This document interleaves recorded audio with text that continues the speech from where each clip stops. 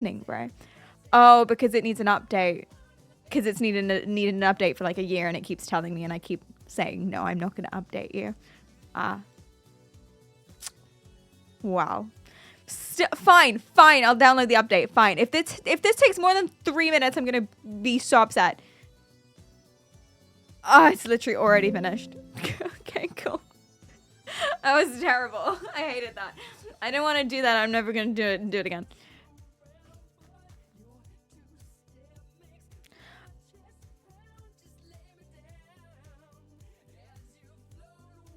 The app is completely different. So I have a chat app that's what you're seeing. This is the browser extension of the app that I use that combines YouTube and Twitch chat, which, by the way, I guess we don't need anymore.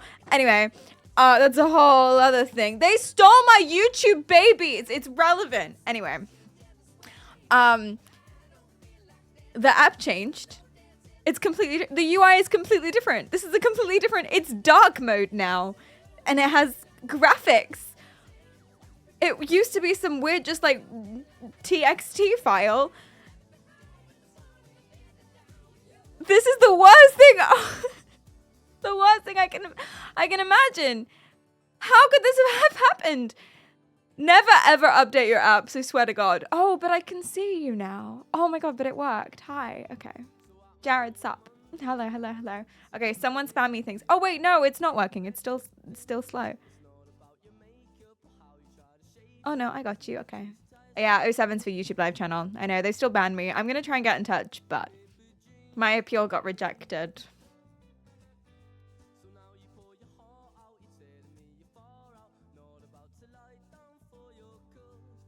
They don't like it when you watch YouTube videos on a YouTube live stream, and that does make sense.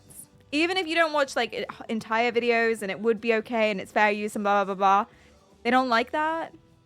Yeah, that's why. And they, especially when you do that like pretty much every single stream for like a year, they really don't like that. So, Kronos, hello, how are you doing? What's up? Kidnapping is a cool and chill topic. It is, but changing a UI, I know, that's the most horrifying thing. I didn't mean to start you guys off so brutally and so awfully. I like to warm you up a little bit first with some fun, chill anecdotes, like the kid that got sorry, 1 second.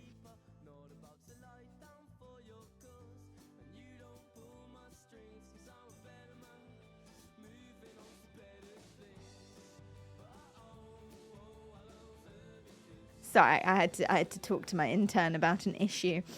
Oh, thank you for the leave. Oh no. You start with good morning at 4 p.m. We knew this was gonna be yeah, yikes. Thank you for the leave. I appreciate it. Thank you.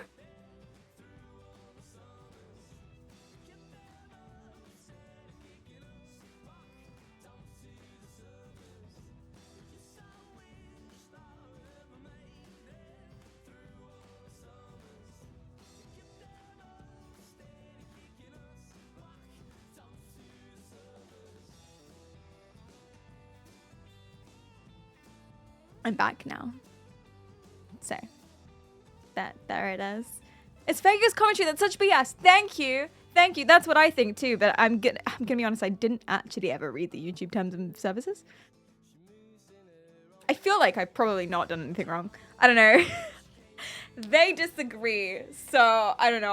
I'll go look into it. Whatever. The point is I'm banned on YouTube. So sad. But it's not all bad, because at least I didn't get kidnapped like some of these children.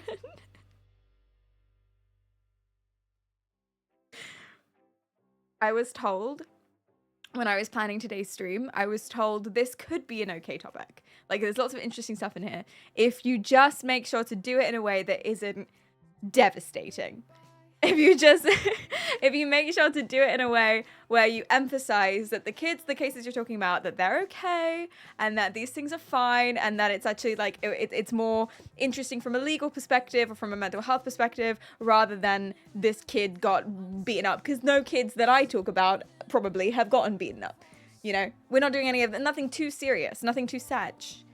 So long as I emphasize that, I was told that this topic would be okay, but what I didn't account for was my nervous jokes at the start. And all of the many kidnapping jokes. What if I want them dead? Oh. Tissue says, that's the spirit. Sweet Jesus. Well, at least it's not just me.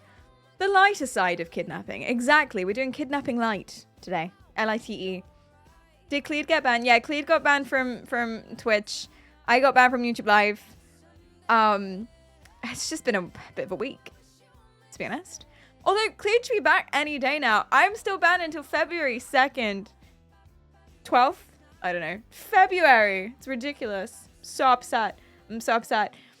We've been combing through Cleedum's messages to see my intern, head editor of channel, etc. We've been combing through his messages to see what would have got him banned. I honestly don't know. I honestly have no idea. My only idea that I have is that every now and then he makes jokes where he talks about being a little baby boy and literally a child. I am literally a child is sometimes a joke that he makes. But that's not what the warning was. It gives you a category when you get banned. And his category was hateful conduct. He was being hateful, apparently. Wait, you can find out? Really? You have your ways, do you? Yeah, it's that. It's clear. What's your... Are we allowed to ask what your ways are? Oh my goodness. Don't feel the need to if that puts you out in any sort of way, but I am desperate to know. That's very interesting. Daddy Kronos has his ways. Our Monkey King has been banned. Yeah, apparently he sent an appeal asking for a reason and they didn't give one. And so Cleedum is also desperate to know what it was. This is for memes and also Cleed's mental health. He's very sad. Cleedum would like me to tell you all that he's very sad that he can't be hanging out and that he can't be text messaging midstream and that he had many, many jokes and sometimes he writes them on a notepad and sticks them over the monitor while I'm streaming so that I read out his jokes for you. So he would like me to let you know that. He's very upset. Oh no. Can Polo sit in for Cleedum? I'm gonna get a Polo cam. I actually will. Now, if I was a little quicker to get set up this morning, I would have the Polo cam today and we'd be using it and I'd be using clips for that for an Instagram thing that I have to do that I had to do for today. But then I said, not gonna be able to do it for today. I'll do it for Monday. Yikes. Even though I had 2 weeks already. Anyway, but I didn't. So tomorrow's stream. What's he banned from Twitch? Would you reading Cleedum's jokes technically count as ban evasion? No, because you have no evidence that I do, apart from that admission just then. But I always read out jokes as if they're mine anyway. So you don't know which jokes are his and which jokes are mine. So you can't actually prove that even though I've made that joke and admission, you can't prove which jokes were actually mine or his, and therefore you can't prove that I actually did it. So it's also not a TOS violation, according to Kronos, who I would trust way more than me. Much more. In a video game. In one of the many video games. Yes. Exactly. Exactly. Anyway, today we're going to talk about a little light, little fun, wholesome issue. Kidnapping. Yay! So, there are many people on Reddit and Instagram and such that accuse CPS, Child Protective Services, of taking their kids for no reason. Now, I'm pretty confident that in 90%, I'm not confident on the numbers here, but in most cases, I would imagine people going to Reddit, spamming Reddit, saying that they took my child for no reason whatsoever, and then people commenting and being like, wait, weren't you like in rehab for 3 months because you have a severe this addiction and didn't your own babysitter and 3 primary school teachers accuse you of neglect and abuse? And they're like, oh yeah, but that was before. Those people probably are just insane, and CPS seemed like they had a reason. Unfortunately, it's always very sad. Always very sad, kids getting separated from parents, but it is also sadder, kids being with parents who suck. So, you know, sometimes it's good to relocate. And there's obviously huge issues with the foster system and the social system and the welfare and the care and the etc, etc, etc. But the point of this stream is that sometimes bitches be crazy. I'm going to talk about a woman named Brianna today, and I've been following the Instagram drama, and it's actually insane. Luckily, the child, the girl in question, totally happy, totally fine. She's been readopted in place, and there's pictures. The reason I know about this, and the reason I've seen all this, is because Brianna's stalking her, the mother, is stalking the child, as you would, and is re-uploading the videos and posts that her new family post to their Facebook about. So things like her dancing, or things like, oh, these are our kids, all of our 5 kids at a summer fete, etc, etc, etc. Oh, does my hair suck? Hold on.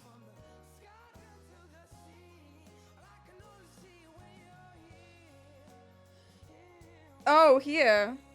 Oh, that's just frizz. I can't do anything about that.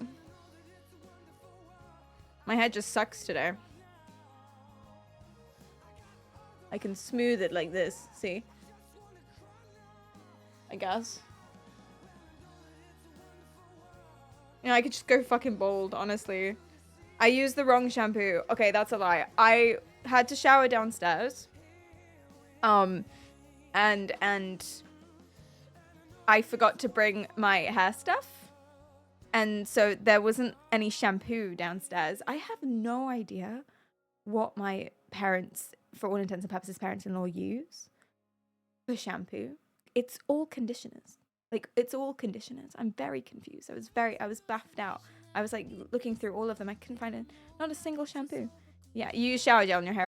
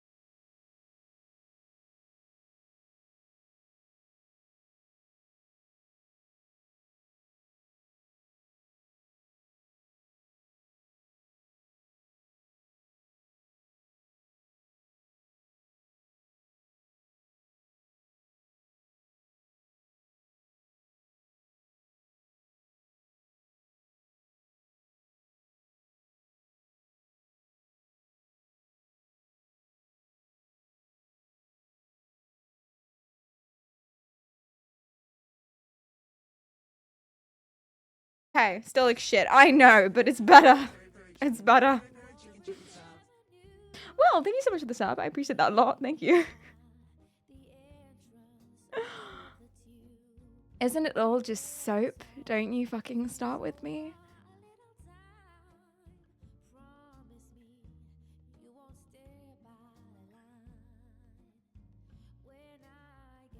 Fuck the children, TOS, please. Oh no. An exclamation of hatred. Wait, is the...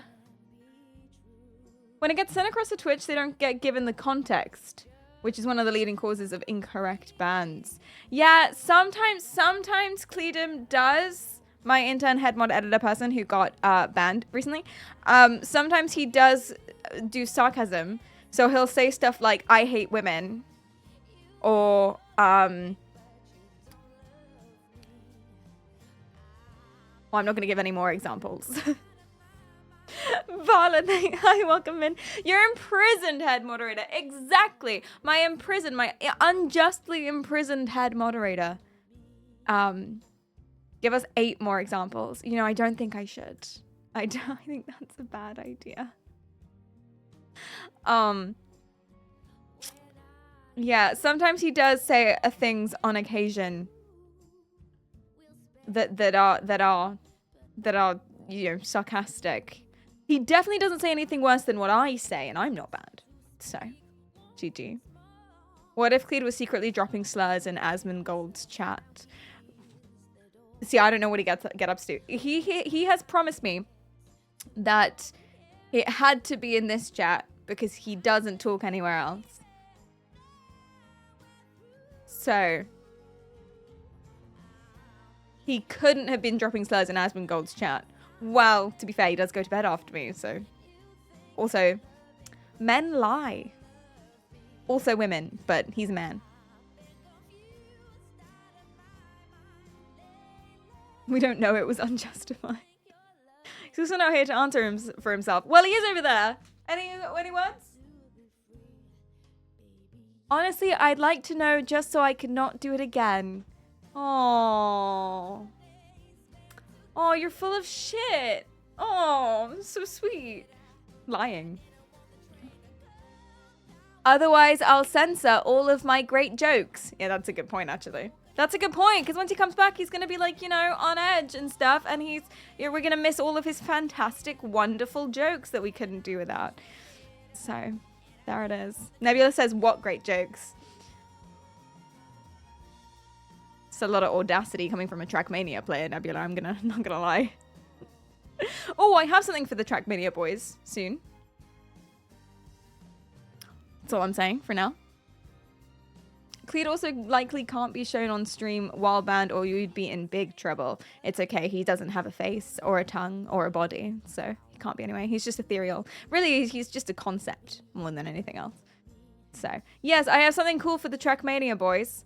Put a 1 in the chat if you play Trackmania. For some reason, it's most of you. People who don't play Trackmania or don't know what that is, I don't know why either. I don't know why, but apparently it's most of them. I have something for you guys. And it's gonna be cool. It's gonna be fun. And you've actually already seen it, but my first application is gonna be for Trackmania. And you're gonna like it. I'm gonna try and bring it to DreamHack so I can make all of your favorite Trackmania content creators use it. Yay! It's the same one as Rocket League, right? Yeah, same game. Basically the same thing. It's just a hand, like, thing in the Addams family. And how could you ban Thing? How could you? It's very true. It's a tiny card game. Exactly. Am I going to UK DreamHack? There's a UK DreamHack? Oh, Birmingham? Yes. Probably. Yes. I need to sign up. Yes. Yes, I am. Are you? Yes, you are. Amazing. That's going to be so much fun. Birmingham? I've never been to Birmingham. Because why would anyone go to Birmingham? But now I guess there's a reason. So this is the first time in my life that there's ever been a reason to go to a city that's an hour from me. So. Birmingham.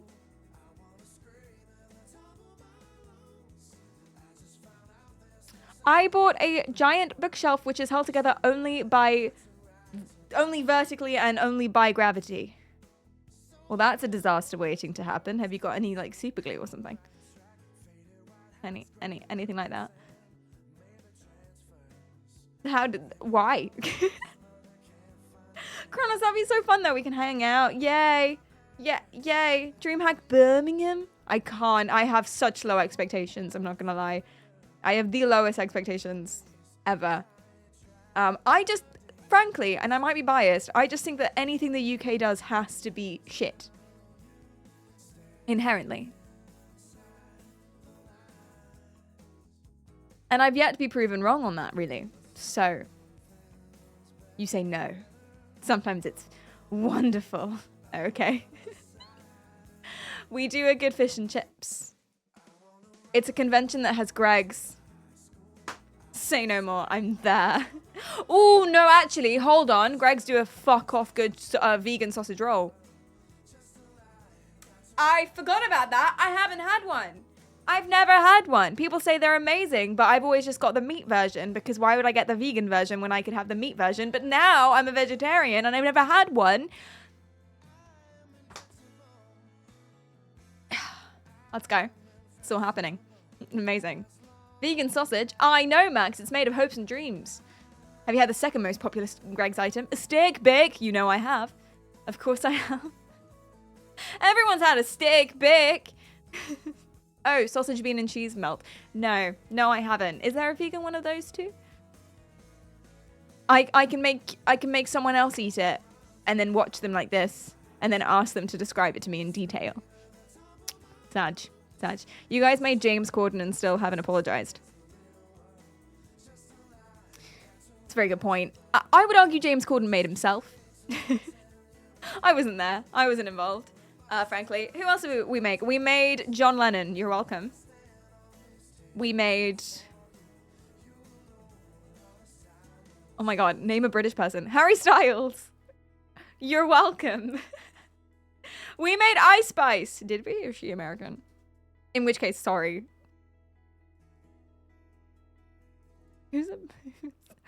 Name one British person. I can't. Oh my god, I actually can't. Well, everyone speaks with fucking American accents. It's impossible to tell.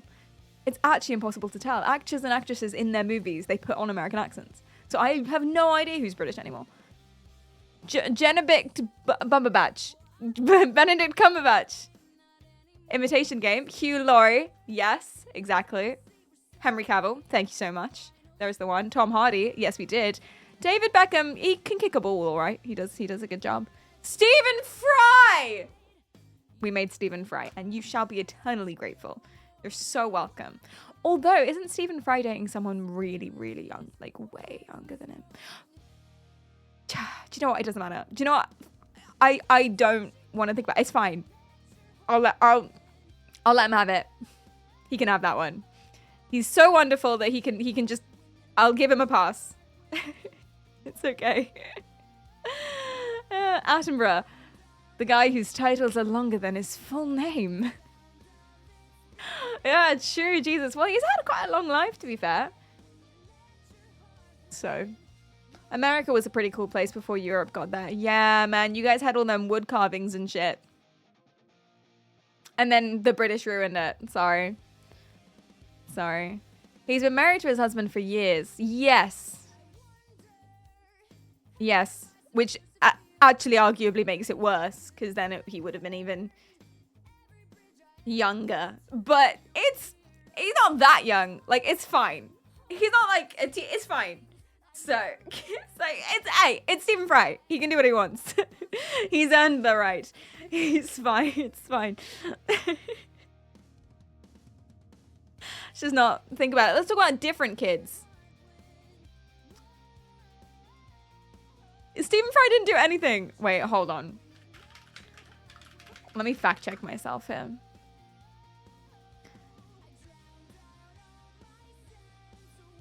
Okay. He just looks young. So, okay, it's fine. No, listen, let's stop judging. Let's stop judging people. So, Stephen Fry is 68 years old. The only thing I'm saying, his husband is 38. But that's actually not that young. He just looks like a child. He looks about 22. But he's not 22. He's 38, which is almost 40, which is basically the same age as someone who's 68, which is basically 60. So, it's none of our business. I'm...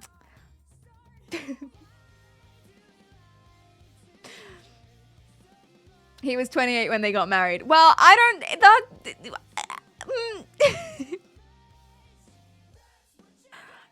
And that's not the same thing as being 20, so it's fine.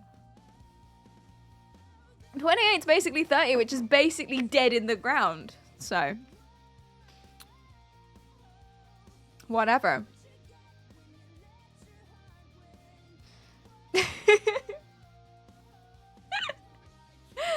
I'm sorry, I'm getting radicalized by Instagram.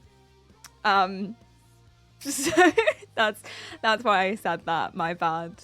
I'm getting radicalized a little bit. The other day, there was this man in front of me, and he put his hand down his pants and spread his legs and, like, itched his butt. Like, I'm pretty sure he itched the butt crack, like, on the street. And I just happened to be behind him, and I was like, wow. And there was a little voice, very quiet, and there was a little voice in the back of my head that was like, oh, men. And then I caught myself, and I was like, whoa, hold on. That's not fair. First of all, that's not fair. Second of all, I need to get off Instagram. That's why I'm taking a break from Instagram. Apart from this stream, because I got radicalized. I got radicalized. That is not fair. Not all men will randomly stick their hands down their pants and itch their literal butt crack on the pavement, on a busy street in front of other people. They wouldn't, not everyone would do that. And I'm sure women would do that. So I got a bit radicalized. So we're moving on. Typical men, I know. Asterisk out. It's a slur. You've seen wild things on the trains here in New York City. Oh, what have you seen? What's the wildest thing that you've seen? That's fun. I like that. What situations am I putting myself into? Walking down a road in the middle of the day. You're right. You're right. I should just stay home. You're right. I should stay home and I should bake. I once said how a woman put off her pants. Ew! A woman took down her trousers and pee-peed against a glass wall. And there were people on the other side of that wall. Oh my god. Jesus Christ. What is wrong with people? You've seen that on a train as well? What? I have never seen that on a train. That's quite extreme.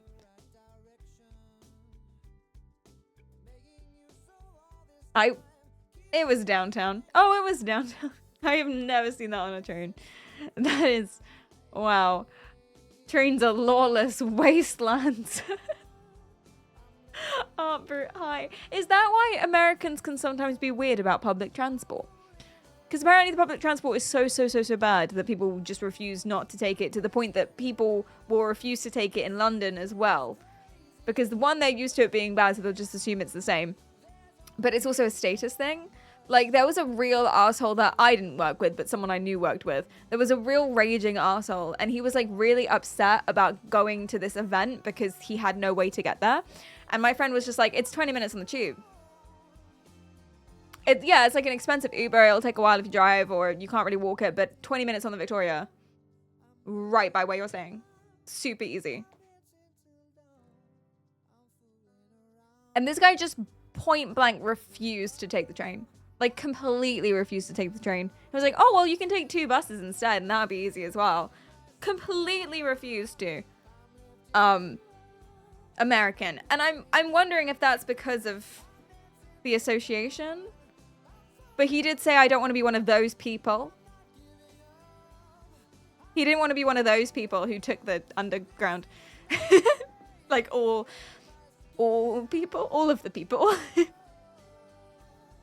Those people. The paws. The disgusting paws. Speaking of disgusting paws, sometimes they get CPS on their ass. Oh, that didn't feel right. That didn't feel good. So today, sorry we kind of beaten around the bush this entire time. I wish that woman on the train who peed all down the side of the wall did beat around the bush a little bit more than she did. Delay the process just slightly. Anyway, the mole people, exactly. The mole people. Today I've got some stories for you. I've got stories of trials, of tribulations. I have stories of drama and deception. I've got stories with more twists and turns than a twisty, turny little guy.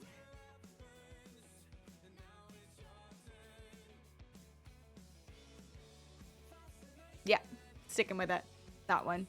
Yes, I do. I have a story of a mother whose kid is now with a different family, got adopted by a different family, and she has stalked her and spread loads of things on the internet and talked about how she's being targeted and harassed by people, and that's the reason why, and it was all false accusations, and she never did anything wrong. But my question is, does the person who gave the false accusations even exist?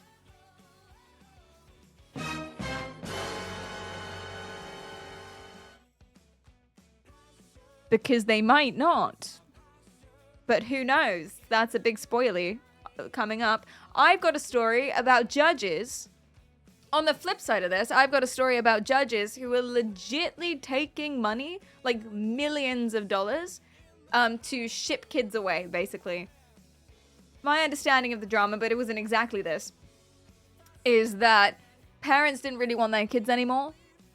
So they would pay off the judges. And the judges would rule the parents unfit or whatever, blah, blah, blah, blah. And the kids would go to various different kinds of camps, detention centers.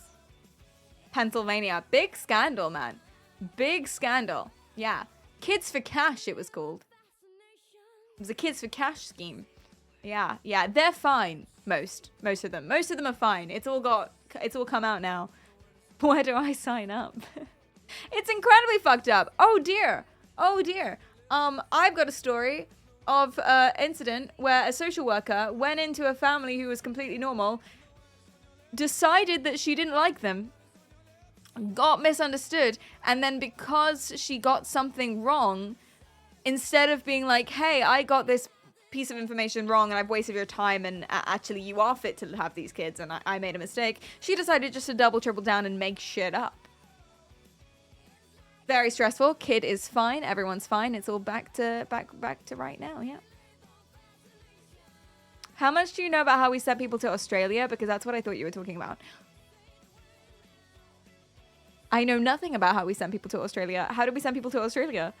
I know nothing. Did we pay some people? We paid some judges for the plot. Yeah, they're fine apart from the severe CPTSD. Yes, but in a lot of these cases, the kids are babies. So they don't remember. It's fine. My wife used to teach at one of those places. There's still a YouTube video from a kid that escaped floating around somewhere. Jesus Christ. Yeah, we sent all the criminals to Australia, didn't we? We dispatched them all to Australia. And then they set up a new life. And the modern Australian is many, many, many generations down of our prisoner English person. And that's why all Australians are worse than us. That's the general understanding that I have from what people have told me on the internet. It doesn't sound right to me. Like, that doesn't sound right. Considering how, like, most Australian people I met are fine.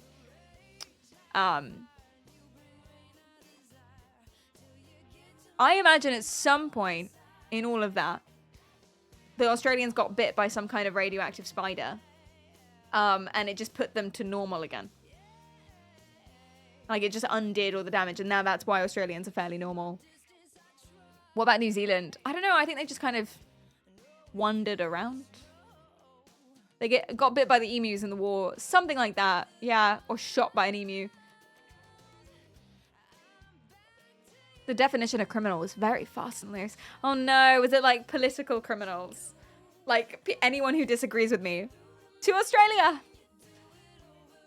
New Zealand doesn't exist. Trick question. New Zealand is the Canada of Australia.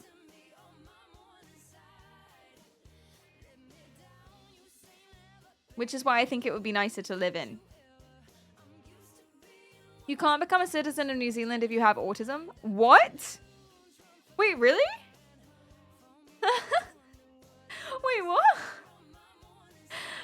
cannot be. Huh? Can't become citizen New Zealand if autism. Oh, yeah. Because it's all about being a burden to the healthcare system. It'll probably be different. It probably depends on how much autism you have. If you require like a carer and frequent visits, then it can be tricky. But I feel like if you're just like low-key chill, you're probably fine. What about people born autistic? So everyone would... As far as I'm aware of my definitions, how my definitions go, of course, symptoms are different and anything can be learned. I'm pretty sure anyone diagnosed autistic is born autistic. I think it's a congenital thing. Zoil, hello. Twitch made me autistic. Oh God, I guess I'm wrong then. I feel like that every single day. Did you have any plans to move to New Zealand? Because sucks for you. You could try Australia. I heard they're welcoming them in. Do they have autism detectors at the ports? They just play like really loud noises, and then anyone who covers their ears, they kick straight out again. That's what happens. Oh yeah, no wait, you're wrong. You can get autism from Tylenol. That's true. That is completely true. No, I can back that up. I can back that up. So every single day I've been taking loads and loads and loads of Tylenol, which is paracetamol, by the way. Or what do they call it in the US? Acetaminophen. Acetaminophen. Something like that. I've been taking like 1 pill of those a day just to see if I can undo it. I'm not diagnosed autistic or anything, but I have my suspicions. So I'm hoping that if I take enough Tylenol, it will just sort of reverse it and see how we go. Or it'll make it worse. I'll let you know. Acetaminophen. Acetaminophen. Acetaminophen. Thank you. That was really useful. Thank you, guys. Thank you. Wow. Yeah, if you get all of the autism, then I imagine at some point, when do you unlock really good piano playing? Because I would love to be able to play the piano. But not just like play the piano. I want to be really good at playing the piano. I want to be like a savant, right? How much paracetamol, acetaminophen, do I have to take to unlock piano playing? And can you like stop at different levels? Like if you don't want to unlock the piano playing, but you do want to unlock the maths part of it, then do you have to take like a different amount? Can you control which quirks you get alongside it? What if you get really, really good at maths, but then you can't deal with loud noises anymore? Or you get really, really good at piano playing, but you can no longer identify facial expressions? Like 32 a day. Oh, dear Lord. Andrea, thanks for the follow. Guys, please, no one take fuck tons of paracetamol if you don't need it. And or, well, actually ever. You know, take the recommended daily dose for the conditions that you definitely actually have. Please don't try and gain the powers of autism. Thank you so much. Yeah, thank you. Please spam those exclamation mark asterisks. Many needed. There's a skill tree you progress through. It's like The Sims Get Famous. Have you guys played that? You unlock traits, but you unlock quirks at the same time. Like, everyone loves you and you get discounts everywhere, but you can't eat blue things anymore. So, it's like that, same thing. Autism, I thought the stream was about kidnapping. It is! Welcome! Welcome to my kidnapping kids stream. Everyone buckle in. Let me tell you. Let me start with my first story today. Now, I will plead you to remember or be aware that my talky talk no good words today. But I'm pretty sure you can understand me. Yes?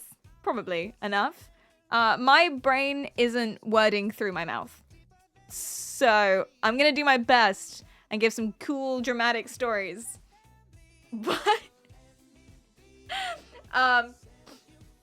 But you just you just rock with it. You got this. Thank you. Ah, my tongue is so wide. It's so wide today. Oh. I wonder how Clee got banned. What does that mean? Oh, just like repeating things I say. I wonder how I haven't been banned. Thankfully. Thankfully. I wonder... What's the word I'm looking for? I wonder how Cleed... I wonder how I didn't get banned. Frankly is the word I'm looking for. The hell did I say? Thankfully. Your tongue's in your mouth. You know when your tongue is in your mouth, but it doesn't feel like it's supposed to be there? That's how I feel. That was actually super eloquent. That's exactly what I meant to say. That's what it is. Streamer bans are treated with context, but chat bans are not. Man. Chatter rights. You guys have very few. Okay, here we go. So, let me start you with Pennsylvania.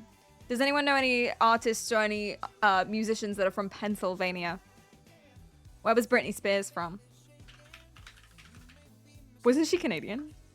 Did I make that up? No, she's American.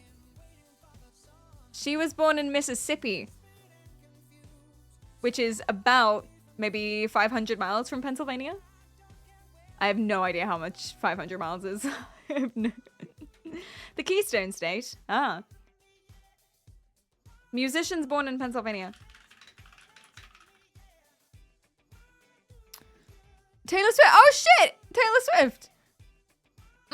I feel like I'm asking for trouble playing Taylor Swift on a stream, so I'm gonna not do that. Billie Holiday. Everyone's from Pennsylvania. Literally every single person. Oh my god, including the best people in the world. You call me a coward? The best people in the world.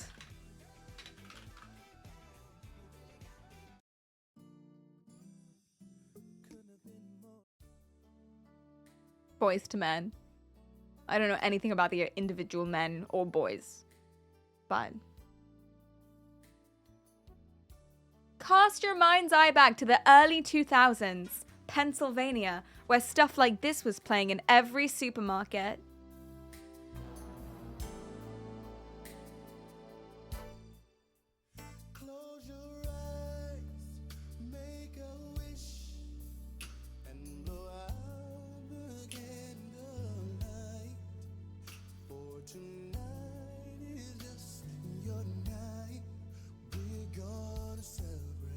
Etc. Take me back. Take me back. Luzerne County, Pennsylvania. It's a small town. Let him get the lights. Way too much. Is it usually that dark in here? Jesus. Can we, okay, maybe can we like dim the lights instead? Oh, he's doing something else, doing some trickery. I understand. Oh, jeez. All through the night, I'll make love to you. Pennsylvania, early 2000s. It's a small town, thank you. It's a small town where the mountains are tall, the streets are quiet, and the people trusted their courts of law. But something was wrong. Very, very wrong.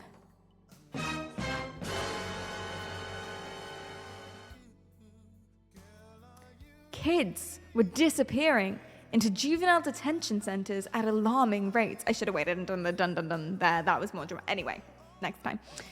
A girl was sent away for making a fake MySpace page. A boy was imprisoned for throwing food at his stepmother, and another was locked up for a schoolyard shove. Small things, insignificant things, arguably. Parents whispered all along the streets. Like little ants in their covens. Something doesn't feel right. They, at the time, had no idea. Well, I guess they had some idea. They had no idea that they were living inside one of the darkest child welfare scandals in all of US history. But don't worry, the kids are okay. 2 judges, only 2, ruled the county's juvenile courts. Well, there were more judges, but those were the big, like, popular kids, those 2 judges. Their names were Mark Ciavarella, or something. And Michael Conahan or something. When your son throws bread at you, so you send him to a concentration camp. Literally. Exactly. This song is not really relevant, is it? I'm talking about child kidnapping.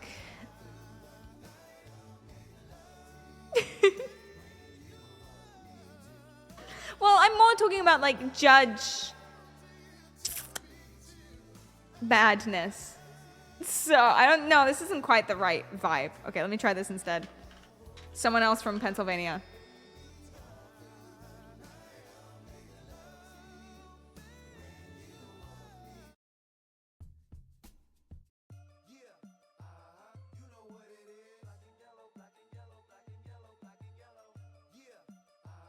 You know what it is.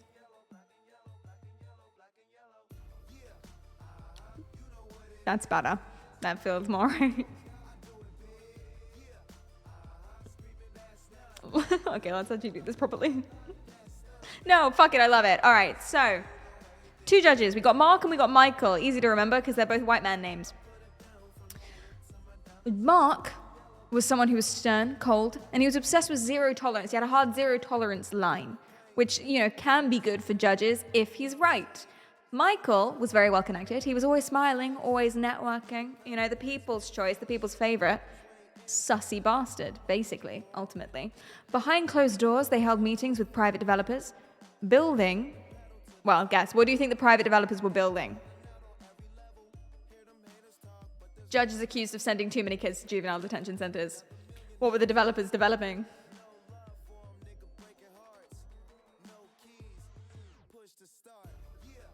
Yeah, detention centers, yeah.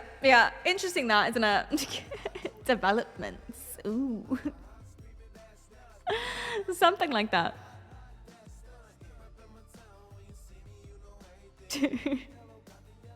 Oh no. So basically, the short and skinny of it is that the judges were being paid in kickbacks to...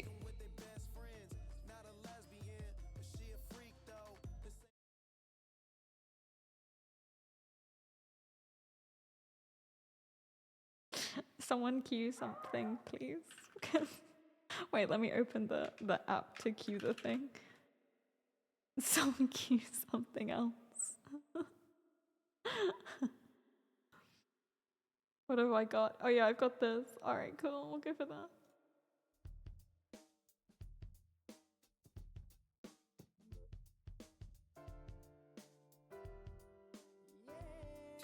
Oh, sorry. This sounds like something out of Dickens.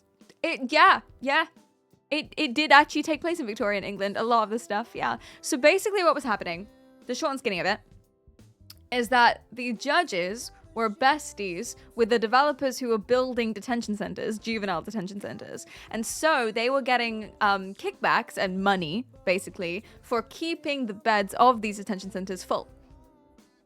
So they were getting paid to send the kids to the centers.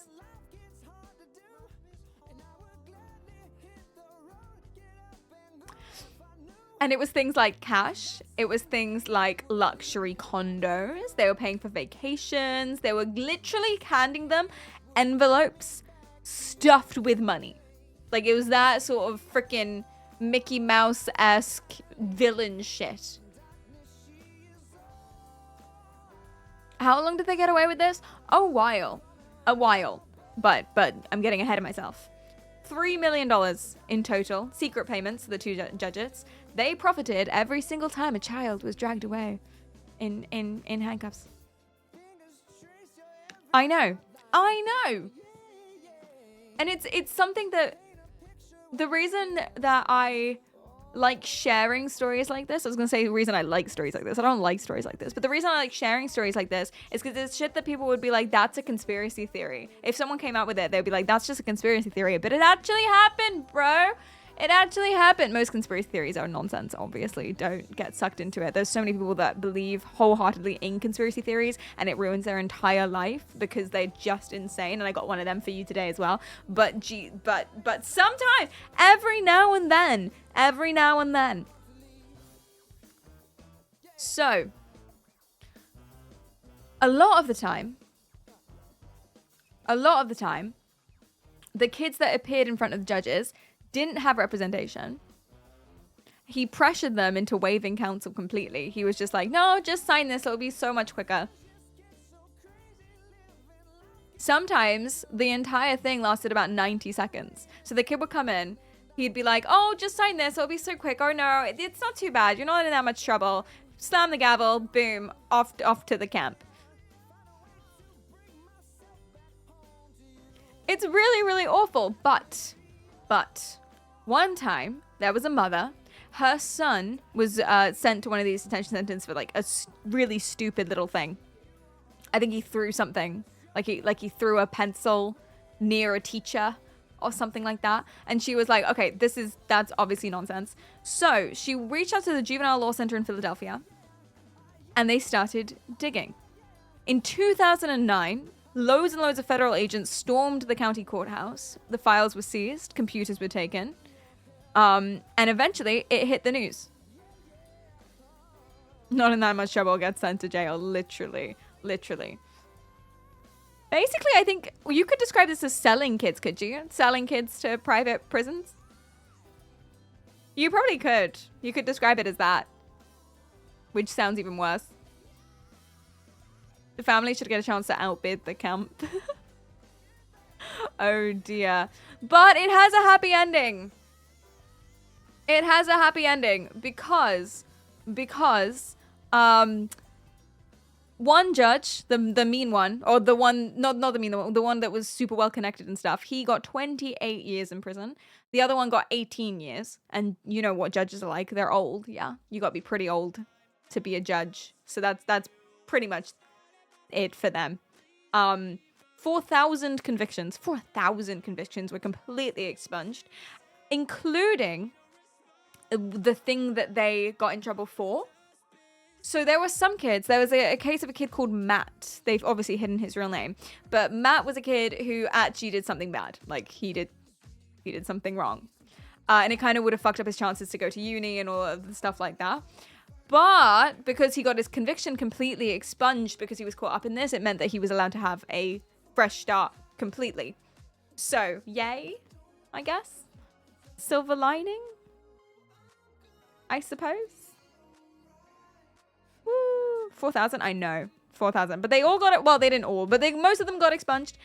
Kids came back. All of the children and their experiences were vindicated. Everyone who, well, hopefully, most people, a lot of people who were doing a lot of the wrongdoing, including the developers, including people who worked in these detention centers and stuff like that, they got their just desserts.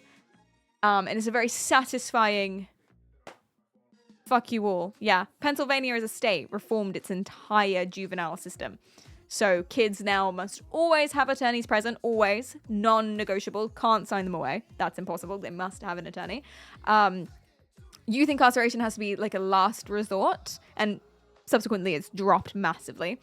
And all the families and all the parents and all the kids got these really long formal apologies, which is nice. It's validating.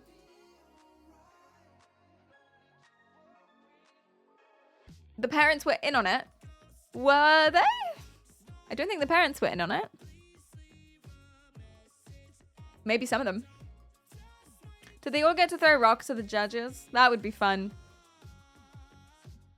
If they made $3 million from 4,000 cases, the going rate was $750 per child. Oh, jeez. Oh, goodness. To be fair, okay, this is sad and not what we're talking about today at all. But there are lots of, what are they called? Going away schools. Fuck, what are they called? Boarding schools. There are lots of boarding schools, and sleepaway camps and things like that in the US that are basically just prisons. And they just drag kids out of their beds and they just take them and they can't leave. And that's like very bad. So y'all should stop that as well. Was there a bonus for twins? I would imagine you get like a discount. Yeah, something like that.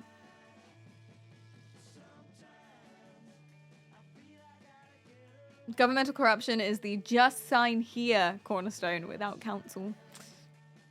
Oh, jeez. Whenever you're in trouble with the law, if you ever get in trouble with the law, say nothing. Zip it. Always, always, always seek counsel.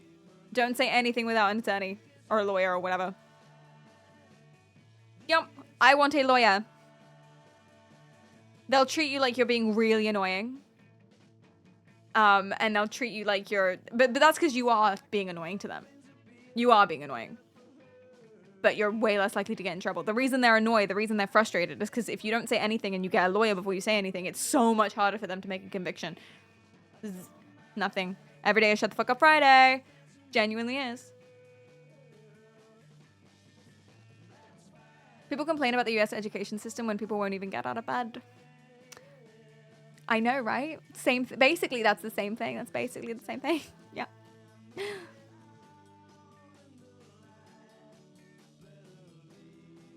Paris Hilton made a documentary. We should watch that. But if you need a lawyer, you must be guilty, right? And do you know how you reply to that? This is how you reply to a question like that.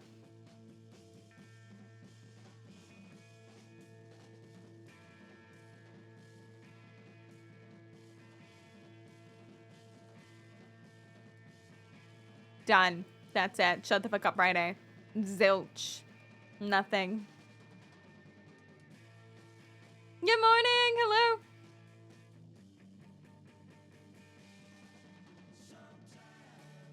Just don't say anything, even with the lawyer. Don't say anything to the lawyer. Well, there was a guy, wasn't there? I mean, there was a documentary about it. Oh, well, it was a JCS video.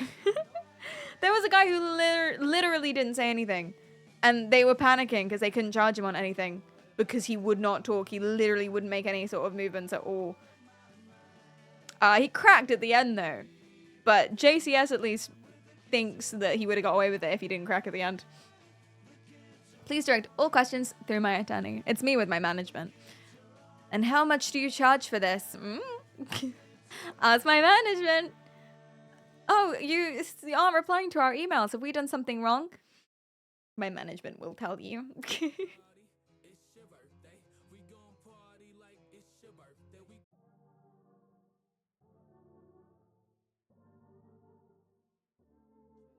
If you know they don't have evidence, you shut up and then they have nothing at all.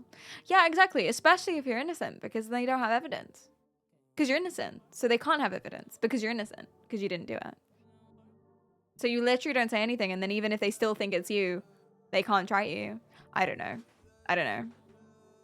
Cleedum says, I miss you too, Dodie. Dodie says we miss Cleed in chat. Okay. Oh no. Oh dear. So I think I already told you, but what do you think they called this whole scandal of judges literally taking money to send kids to detention camps?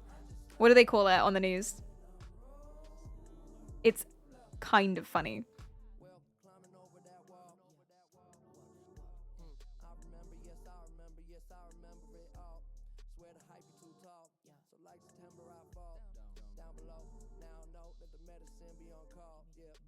Kids to camp. No. A whoopsie. No, maybe.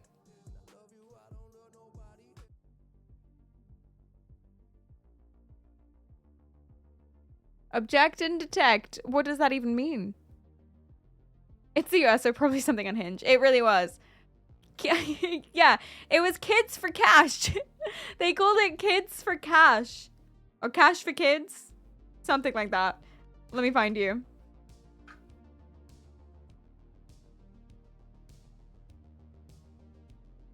Kids for cash.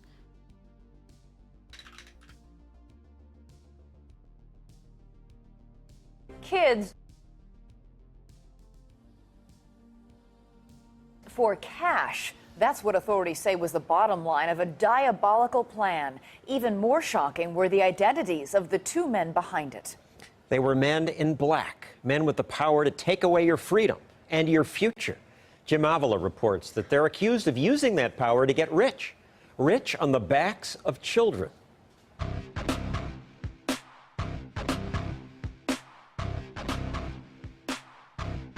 I went to court and I never came home. I was very surprised when I was being led out of the room in shackles. They put my hands behind my back, handcuffed me, and took me right away.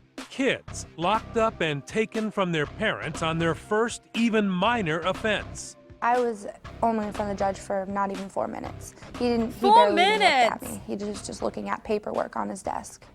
Rapid fire justice. 4 minutes. Sent to prison. That's insane. Because that's what juvenile detention centers are. They're prisons for kids. Is what they are. Like, that's insane. How is that allowed? It's not. That's why they all that's why they're in prison now for 25 years themselves, the judges. But still, Jesus. And my son was standing next to me. When I turned around, he was gone. He was already in handcuffs and shackles at the back of the room. What? Parent after parent in this one Pennsylvania courtroom, stunned, mystified by what they witnessed. I was helpless, absolutely helpless. And to this day, I could still cry. A mystery Aw. in Wilkes-Barre, the heart of Pennsylvania's struggling coal country. Why were so many kids in Luzerne County's juvenile court sent directly to jail? How is this allowed, and how did it go on for so long? Because there were thousands of kids. This was over the course of what, like 3-5 years? There were so many children. And in such a rush, they all had one thing in common: the same judge, Mark Chivarella. I was 12 years old when I got locked up. I had no clue what to say when he asked me, how do I plead? Eric Stefanski's offense? He went joyriding with his mom's car and ran over a barrier, smashing the undercarriage. Oh, gosh. No one was hurt, not even Eric. But in order to get her insurance to pay for the damage, Mom had to file a police report. The next stop. Oh, no. So the mom wanted to file a police report only so she got insurance on the car, but no one was really hurt. So the kid basically got behind the wheel, drove a little bit, ran over a barrier, and then that was it. No one was hurt. The kid was fine. The mom wasn't even angry. But she filed the police report. She sent her kid to jail. Oh, God, that must have felt awful. Judge Chivarella. Oh, no. And the courtroom of absurdly swift justice. Do you remember yourself ASJ. standing in front of him? He read me my charges and said, how do you plead? I didn't know what to say, so I looked at my mom and I said, guilty. At 12 years old, Eric was locked up for 2 years. How many questions did they ask you or him about his record? Oh, none. None about his record, none about nothing to do with his life. None. My God. And what did your attorney say? I didn't have one. I did not think it was necessary. On his first offense, he's so young, It's a 12-year-old child. He didn't hurt anybody. Even the people who owned the property, including the car, didn't mind that much. They sent the kid to prison for 2 years. 2 years! Oh my gosh. Yeah, straight away. Straight away. That's it. Jesus. just didn't think that was necessary. I had pretty good grades, but I was a cheerleader. I was in the orchestra until 9th grade. I did good in school. Joelle Angeli's brush with the law came at age 15 after she took her grandfather's credit card and ran up a bill of a couple of $1,000s for clothes. What happened in court? I remember him saying this and staring right at me. Have you ever disrespected your grandfather? And you were honest? Yes, I said yes, and my grandfather was standing right next to me. He then said, you're remanded. And they walked me out. They put me in handcuffs and shackles in a side room. Oh my God. So they're asking her, like, basically, has this happened before? The judge is trying to see if there's a pattern of behavior. So he could look her up. So he asked her, have you ever disrespected your grandfather before? Put a one in the chat if you disrespected your family members before. Yeah, we will have. It's called being a kid. All kids do it. Pattern of behavior. Send them to prison. Expecting a slap on the wrist, not clapped in irons. Anyone else would have slapped on the wrist. Jesus. Sat me in a holding cell and walked my grandfather by me as he cried. Yeah, a little sad face. And, there's one. Jamie Truckee was 16 when Judge Chivarella sent him away, still a boy who signed letters home with a frowning face. His offense? Underage drinking and driving, and behind in paying the fines. I miss everything, you guys, my friends, girlfriend, house. Heartbroken and struggling, his To be fair, that one's a little bit more extreme. Not that extreme, as in not sent to prison without a fair trial extreme. But he was 16 and he was drinking and driving. It's pretty bad. And then was failing to pay the fines. That's pretty bad, no? That's pretty bad. Is that not? Like, 16 isn't... I don't know the law. That feels pretty bad to me. Parents Charles and Susan Edwards somehow scraped up the cash. Well, I paid every nickel. He didn't owe a penny. When I paid him, I thought he was free to go. And the judge told me, "Are you nuts?" And they took him out in shackles. It's not supposed to be like this in juvenile court. Incarceration is supposed to be the... Yeah, it's getting harder to support the kids. That's how it's starting to feel like with every example, like the crimes are getting slightly worse. And I'm just like, wait, hold on. This kid, he only murdered her puppy. Wait. last resort for kids. But Marcia Levick, deputy director of the Juvenile Law Center, noticed a diabolical pattern in Judge Mark Chivarella's courtroom. I think what we have here in Luzerne County is probably the most egregious abuse of power in the history of the American legal system. And she had the troubling numbers to back it up. The numbers of children going into placement in Luzerne County tended to be 2 to 3 times higher than in other counties. We have kids who were being sent to custody for things as minor as a child who shoplifted a $4 bottle of nutmeg, a child who put up a MySpace page taunting her school administrator. Why was this happening? That's in my notes. There was a girl. She put up a MySpace page pretending to be someone else and then sent like some not very nice comments. And that was kind of it. It wasn't even much. It was cyberbullying. Not even for very long. And she went to prison. Prison. How dare she shitpost? How dare? Why would you steal nutmeg? Well, I'm sla-dee-da, sorry. Not everyone has the prince's wallet to spend. Jesus Christ. Not everyone can afford their own nutmeg. What are you going to do if you've not got nutmeg? Try and put cinnamon in your chicken penne? You know how that goes? Your penne ends up tasting like cake. It tasted like cake, chat. It tasted like cake. It was not good. And I tried to put on a brave face and tried to say, this is really interesting. And it was interesting, but it was bad. It was cinnamon, cheese, chicken pasta, and it was not good. And that's because I ran out of nutmeg. You need a hug. Yeah. Thank you. Penne tasting like cake is sending me. I'm just saying I understand why you might need to steal some nutmeg. You go to jail now. Honestly, I think I'm more likely to go to jail for making my cinnamon cake pasta that one time. Guys, it was so bad. Then I would have been for stealing a $4 little thingy of it. Not enough nutmeg. Not enough nutmeg, man. That's the problem with the American judgment system. Judiciary. I can't speak today. I need to down this. I'm going to down this and then we'll be Bob's your uncle. That's not how the phrase goes. Anyway, I was saying something with words, with my face. Something. Oh, yes. The problem with the judicial system. Fuck me. The problem with the judges in the United States of America is that if your nutmeg is too high or too low, you can go to prison. You got to get the nutmeg balance just right. And that's tricky for a lot of people. And they don't give you an instruction manual in school as to how to do the nutmeg. Play the movie, Perry. Stop talking. Turned her findings over to the FBI. And the answer to that question would rock Pennsylvania justice. No comment. Thank you. Pennsylvania justice was Judge rocked. Chivarella and fellow Judge Michael Conahan had devised a scheme to pad their pockets on the backs of children. Dirty bastards! First, they shut down the old juvenile detention center by cutting off public funds, choking it out of existence, and then replaced it with a cash cow, a privately owned facility built by the judge's cronies for $58 million taxpayer dollars. The judges not the taxpayer $2 dollars. million in secret kickbacks. Okens, hello. This seems like a stream up your alley. Not the kidnapping kids part, but the arresting judges part, because you're French and the revolution and viva la revolution, and etc., etc., etc. Am I high? No, I'm medically unwell. They sold their oath of offices to the highest bidders. But there is more. The judges were not just corrupt.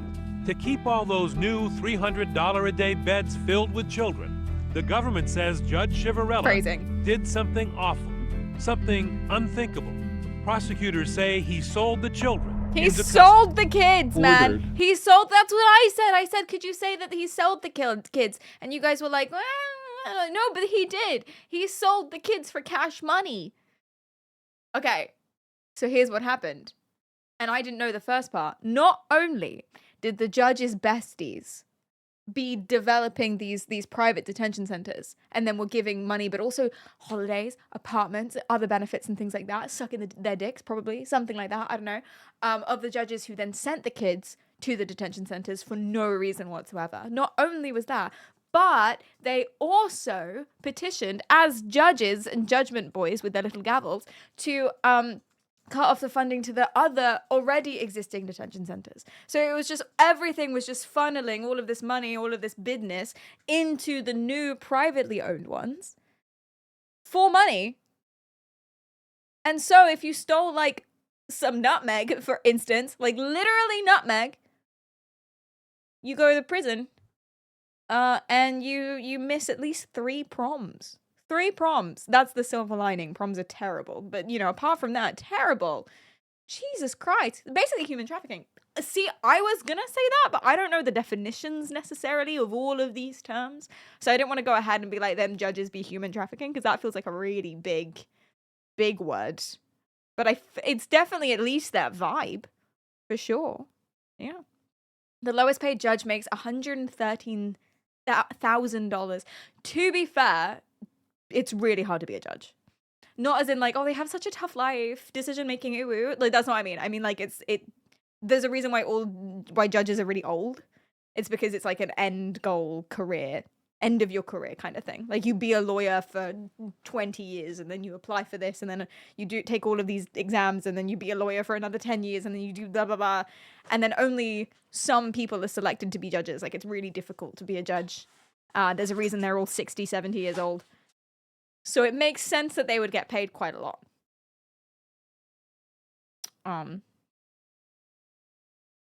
Still. Oh, but you're saying, like, they make enough money. Why do they need extra? Oh, I get you. You're saying that they already make enough money. Why are they taking bribes? Greed. Pure, plain and simple greed. It's disgusting. And I spit on it. Juveniles into these detention facilities, despite the recommendation of juvenile probation officers that the child not be in prison. You should be charged with child endangerment. They are mobbed by a swarm Yeah! of reporters, photographers, Get 'em! and parents calling them names. Bring him Attach down! shackles to him and take him right off and put him away, because that's what they did to my son. Yeah! How could a judge, the beacon of trust in the American system, do such a horrid thing? That's where it ends. Oh no, it keeps going. Oh my god, this video is longer than I thought. Well, you get it. You get it.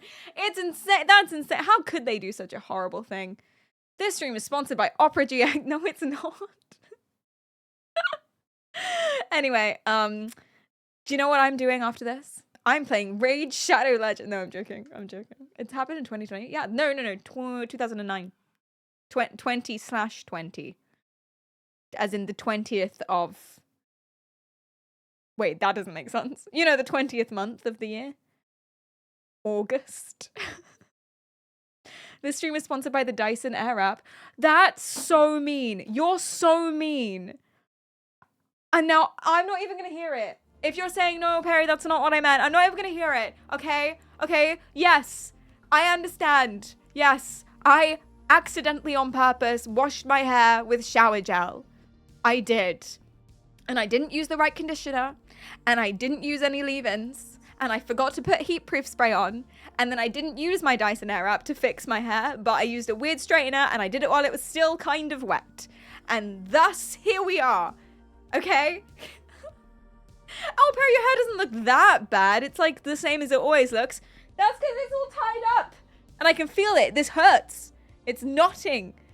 As we speak, the knots, they're forming. Have you ever seen a king rat? That's what's going on in the back of my head.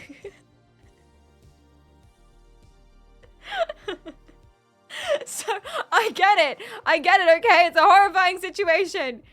I love how literally no one cares about this except me. Which is kind of beautiful in its own way. So, there it is. I get it. Thank you, Kronos. Thank you. You have lovely hair. Peanut butter and motor oil. Jesus Christ.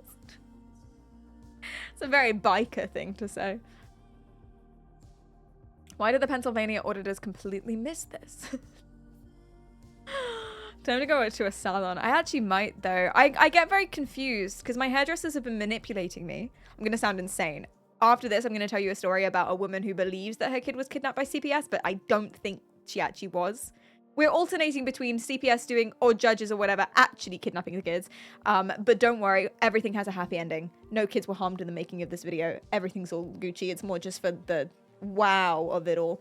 And I'm going to alternate between them actually doing stuff wrong and then people believing they've done stuff wrong, but actually they're kind of, they need to get off Instagram. Do you know what I'm saying? That's where we're flipping today. But I'm going to sound like that one when I tell you that my hairdressers are manipulating me. I think that hairdressers are very manipulative individuals. Let me explain. Every single time I go to a new hairdresser, they chat shit about my previous hairdresser. Tell me if that's a universal experience. Every single time. I went to a new hairdresser the other day because Daddy Kento was booked out. And she was chatting shit about him.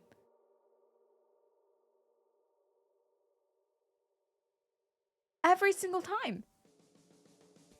Now, to be fair, my hair is fucked up. But it's not his fault. It's my fault. He did what I asked. That's just gossip. The very thanks for the follow.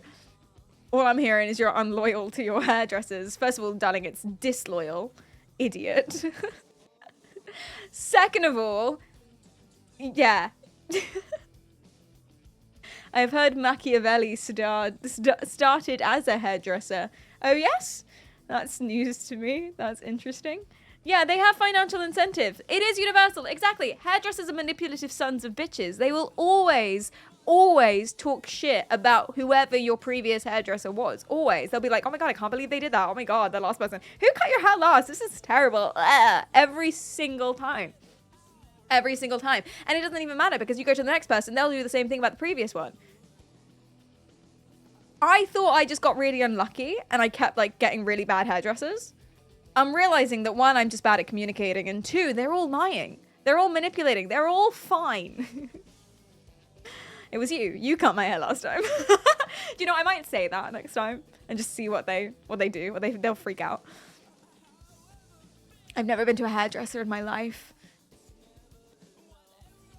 There is a congenital condition, a born with condition where you are just bald. Is that you? Do you have that? Do you not have any hair? Do you cut your own hair? Do you shave it? How come you've never been to a hairdresser? That's not true. That can't be real. Get a gay hairdresser. One of my hairdressers was gay. Well, I don't really ask, so maybe a lot of them were. I don't know. One of them was. He did a good job, I think, but he made my hair curly. So I couldn't tell because I hated it. But I think it was good. Like once it decurled, but then it was up to me to style it, so it was shit again. So I never really knew. I think he did a good job. He was the one who kept talking to me about necrophilia. Well, I talked to him about necrophilia, but he piled on. That was that one. So. I don't know if sexuality has an impact on how good you are at cutting hair. I can't imagine it would. But there it is. I know people who have only been to the dentist like once as a kid or something, so this seems more reasonable by comparison. To be fair, I haven't been to the dentist in 5 years, maybe? Yeah, about 5 years. When was the last time you guys went to the dentist? My teeth are fine. How did you possibly introduce the topic of necrophilia during a hair sesh? I don't remember. I don't know, but it happened. What happened to the kids after? So 4,000 cases were completely expunged and the kids were returned home and everyone's okay. some people had a really bad time of it, but they're okay. Everyone got their just desserts, mostly. Let's keep watching, actually.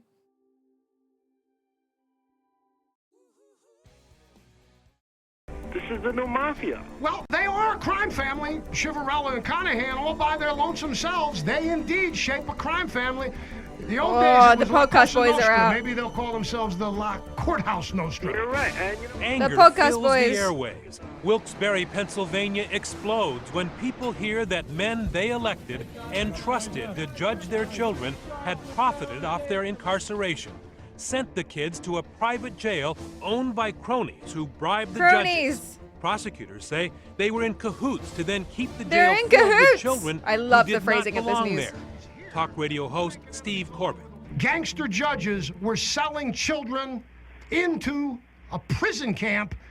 Where were the protectors of the kids at that time? I think that we had a conspiracy of silence going on in Luzerne County. Marcia Levick, the public interest lawyer who helped break the case. There were officers of the court, there were members of the district attorney's office, members of probation, private lawyers, public defenders who... Because that's the thing, isn't it? It's not just the judges that make that decision. Like, that gets written down and then approved and signed off and blah, blah, blah, blah, blah. Like, there's a lot of paperwork and a lot of different steps that go into ruling a punishment for someone and then enforcing it. There are a lot of people that looked at stole $4 nutmeg first time ever and 2 years in prison and thought, yeah, that's fine. That made sense. Do you know what I mean? There's a lot of different factors at play here. It's not just the judge. Everyone's responsible. Lock up everybody. Burn it down. Burn down the courthouse. Bye, Kronos. Thanks so much for coming by. Enjoy the rest of your day. Say hi to Bailey for me. What happened to the kids after? The kids are making iPhones in China now. I don't know what to say to that. were in the courtroom every day, and they had to know what was happening, and whether it was by virtue There's of literally intimidation a woman making minutes or an unwillingness or a to get man involved, making the fact minutes. remains that nobody stood up. Nobody In fact, said parents anything. say Silence some of the kills. court workers wrongly convinced them their children did not need lawyers. And they basically said that, you know, I'm just going to get a slap on the wrist, that I shouldn't waste money on a lawyer. Jamie Quinn was 14 when she was Oh sent my to God. Judge Mark Chivarella because of an after-school fight. Did you hurt her badly? Did she have to go to the hospital? No, Was she injured? no. I honestly expected that I was going to get lectured and get probation at the worst. And it was my first time. She got into a fight at school with another girl who was not injured. And she went to prison, jail. Can you imagine? Can you imagine being a kid and like slapping up a bitch and then going to jail for it? I'm ever in front of a judge. He didn't let me talk. I was literally in front of him for only like 4 minutes. He barely even looked at me. All I remember No, I is can't my either, mom really, grabbed yeah. onto my hand and hugged me, and then they put my hands behind my back, handcuffed me, and took me right away. Matt Oh my Klubeck gosh. did come to court with an attorney when he faced Judge Chivarella. And it's not just going to prison for that one moment, because then you have a record for the rest of your life. You spent time in juvie on your record. You're a prison baby. You're bad news, bad baby walking around, etc. You know. Did both kids go to jail? I don't know. I probably only her. I'm not sure. But this boy did have an attorney. Ah, he brought a lawyer. He lawyered up. Let's go. Court with an attorney when he faced Judge Chivarella. I had my dad's attorney Yes. representing me, but the judge told my dad's attorney that he was not able to represent me, so... What? Why? So you had an attorney, but he said no. Right. I didn't get to tell any of my story. Matt had been charged with assault Looks after like someone throwing out of a Malcolm in the Middle. beefsteak during a family argument. I was very surprised when I was being led out of the room in shackles. He threw a steak. But while the kids were languishing in He was at like a family barbecue and he threw a steak at someone and then went to jail. What? Oh no, but he had a lawyer. Wait, who sued him? Who took him to court? Family members need to stop taking other family members to court. It's so embarrassing, in my opinion. Well, obviously it depends what it is, but it's so embarrassing. Like, just stop it. Do you know what I mean? Like, it's really, I watch so much Judge Judy where it's like, my dad is suing my aunt because he slapped her or something. She slapped him. And it's like, oh, just like say you're sorry and shake hands and buy each other a nice Christmas gift. Like, it's just such a waste of time for everyone involved. He ruined a perfectly good steak. He deserved it. To be fair, an animal did die for our sins. He should have eaten the steak. Well, we don't know that the steak was like ruined. Bit sweaty, maybe. That's okay. Pick it back up. Just peel it off the face of that individual and Bob's your uncle. Good to go. If someone threw a steak at me, they need to eat it or go to jail. Yeah, just wash it off. You'll be fine. Go no contact. Yeah, just stop speaking to them. Just have your little argument and be like, fine. You don't need to sue your especially as a child. Oh my God. What cringe adult was this? Imagine you as an adult go to a family barbecue and a rebellious 15-year-old throws some meat at you, some mashed potato at you, let's say, and you take them to court.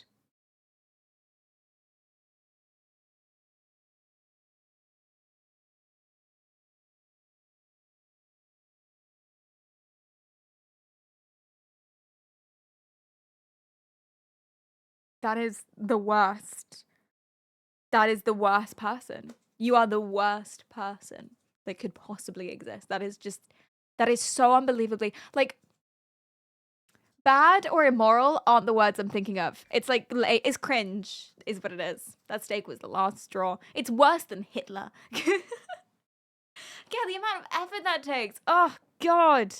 You're the sort of person that's just gonna, like, not have any friends when you're 75 and then crumple up in a basement somewhere and then yell at kids to get off your lawn and then yeah, it's petty and childish. Thank you. Those are good words. That's what I should have said to begin with.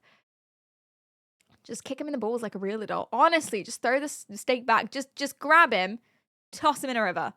He can swim his way back out. It's fun. That's what you do. You don't take a child to court. Juvenile jail.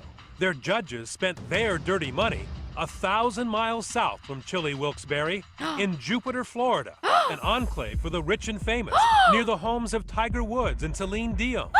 Here at the Jupiter Marina and Yacht Club, an exclusive... They spent the money on a yacht club. To you guys asking the question, hey, but they already made 6 figures being judges. Why did they need to take bribes to lock up kids for no reason? So they could go to Celine Dion's yacht club. I wasn't really listening. It wasn't... Celine Dion lives somewhere in the area. I don't think she necessarily has to attend this particular yacht club, but she could. She could attend this particular yacht club. Hey, once in chat, if you would throw a child in prison and throw away the key to meet Celine Dion. I would. Near, far, wherever you are. Gated community, the judges partnered in a waterfront condo, now up for sale, worth more than $750,000. One of their cronies docked his 56-foot yacht, the Real Justice, here in Slip 50. Real Justice with 2 E's, get it? We like wanted to fishing. ask Judge Chivarella about all these charges. Yeah, they're gonna confront him. Oh. So we went to him. Ah, they're gonna confront him. Jim Avila from ABC News 2020. How are you doing? Good, thanks. Hang on, I'll call you back. You know, a lot of people are wondering how a man of such distinction like yourself could have gotten in so much trouble and drama. Sold these kids down the river. Well, let's stop right there. Didn't sell any kids down the river. I showed him in black and white. He's right. He didn't sell any kids down a river. He sold them down a country road. Different things. What the U.S. attorney had charged, that he sentenced kids for cash. It's not what you think it means. Go talk to the juvenile people in Luzerne County and you will understand what that means. This doesn't mean that you got improper money for placing juvenile offenders into PA childcare. Yes, that's what it says. We came to a plea agreement because we would never agree that that was improper. And that's why in the plea agreement, you don't see any of that language. I'm not pleading guilty to anything relative to cash for kids, embezzlement, extortion, quid pro quo. Absolutely not. You didn't take any time with these kids. The problem is you can't like legal speak him because he is a judge. So he'll be like, you know, he will catch. He has decades and decades of experience with legal speak. So He'll be like, no, because I love the way his argument wasn't, I didn't do that. His argument was, I would never have admitted to that with that phrasing because that would say that I'm guilty. I would never have written that part down or agreed that that was improper, because if I agreed that was improper, then it's admitting to this. So I didn't do that, obviously. So check your documents. Legal speak is the only way to speak. I think one of my neighbors is a lawyer, but I'm not sure. And then one of my neighbors is blind or deaf. And I can't remember if it's the same neighbors or if it's the like one of the other neighbors each. And if it is one of the each, I can't remember which one it is. So I just bang on both walls evenly at night and see what's up. But what it does mean, if I need a lawyer, I know just to like really knock really loudly on walls on one side, and if they don't hear me, then I know it's the other neighbor, probably, unless it's the same one. I don't remember. What do you mean, or? Lampholder, thanks for the follow. My sister-in-law is a lawyer, and she once did this with a visa officer. Oh dear. Oh no. My sister-in-law is a lawyer. She does tax evasion? Fraud. She does fraud.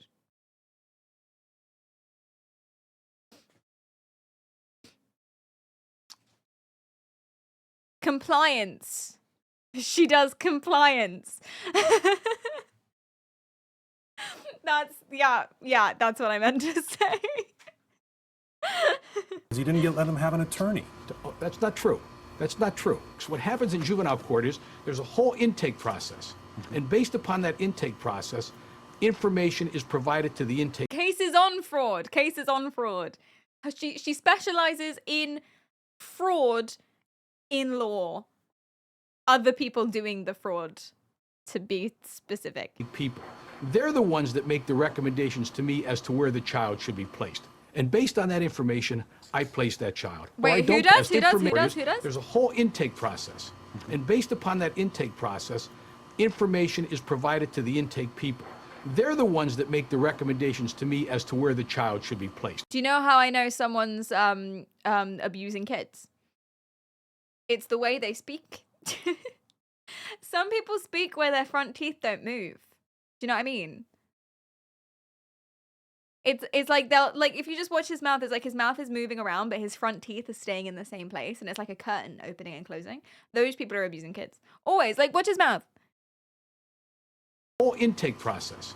And based upon that intake process, information is provided to the intake people.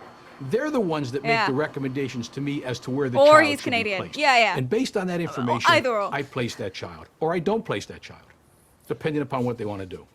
Now, we've talked to several kids in your community. I was literally in front of him for only like 4 minutes. I never was able to speak. And they all I have love this 30-second court hearings like me. And what they describe as to what happened in your courtroom is pretty amazing. You take a look at their file, and you look to see if this was the first time they had a run-in with the law. Might have been the first time they were in front of me. You may be surprised that it's not going to be as clear-cut as they would like you to think. Are you seeing that to be true? No. In fact, Judge Arthur Grimm, a Pennsylvania juvenile judge himself, now assigned to review Judge Chivarella's cases, has seen just the opposite. That kids were in there for relatively minor first-time offenses and ended up being placed. The judge is incorrect.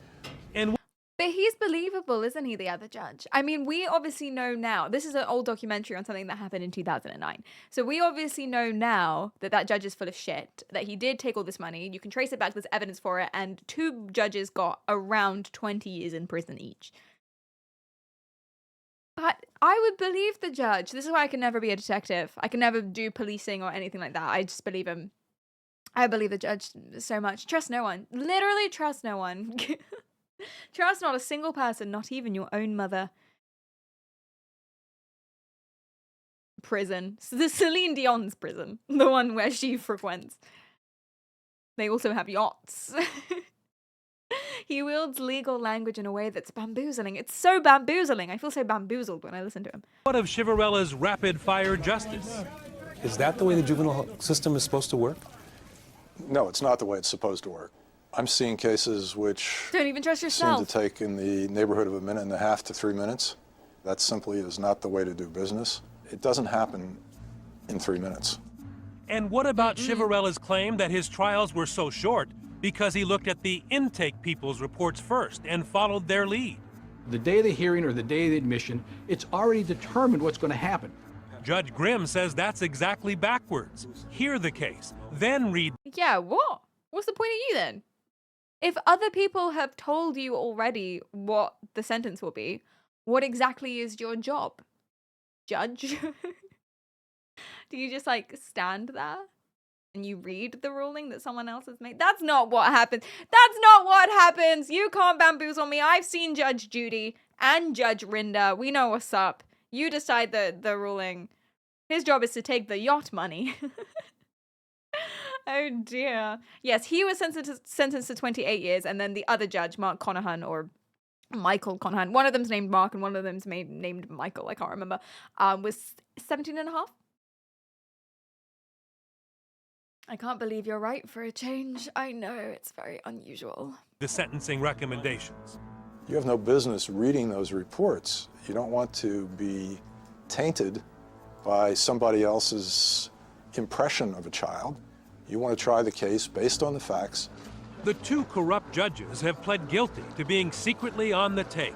And now the state Supreme Court, just yesterday, authorized Judge Grimm to begin healing the wounds of the children whose rights he found were routinely violated by expunging the records of as many as 5,000 children sent away to juvenile jail by Judge Chivarella, many of whom have taken their cases to the Juvenile Law Center for a massive civil suit. I felt like a lot of families got a lot of big payouts, which is nice. They got some monies and they got some formal apologies and stuff like that. 5,000 is crazy. And that's not all of them. I think there are about 9,000 in total. So 5,000 were completely expunged. I'm hoping that they traced them all back and everyone got a little something, or at least released. But yeah. Yeah. Branded as something. I was in jail as a freshman in high school, so I never went back to school. So now at 19, instead of being in college, what are you doing? Nothing. Aww. You could Eric be a Twitch is back streamer. in school and hoping to get his driver's license. You're not going to do nothing wrong, are you? No. No. But like Joel, he's had trouble adjusting. I don't talk to anybody. I don't have many friends because I can't Perfect trust for a a lot Twitch of streamer. people. Matt works after school at a restaurant, but dreams of joining the Air Force after college. That's what I really want to do. I want to be able to fly jets. It's a hobby. I feel like I recognize that boy. Am I crazy? I really feel like I recognize that boy. I feel like he's in the In-Betweeners or something, which doesn't make sense because he's American. I really feel like he's in, you know what I'm saying? This guy. It's you. You know, I feel like I know this man. Google image search. Who is this boy? Oh, it doesn't do that anymore. I need a special app for it now, don't I? You can't face people anymore. Who is this boy? The Kids for Cash boy.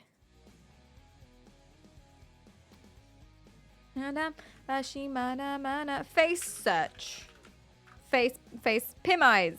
Alright, let's do that. Did he become like some kind of media sensation? The hockey player? Something? You gotta stop doing people because apparently it helps stalkers. Yeah, well that's good. I'm glad about that. I hate that I'm contributing to it, but here we are. It's for the love of the game. I'm human.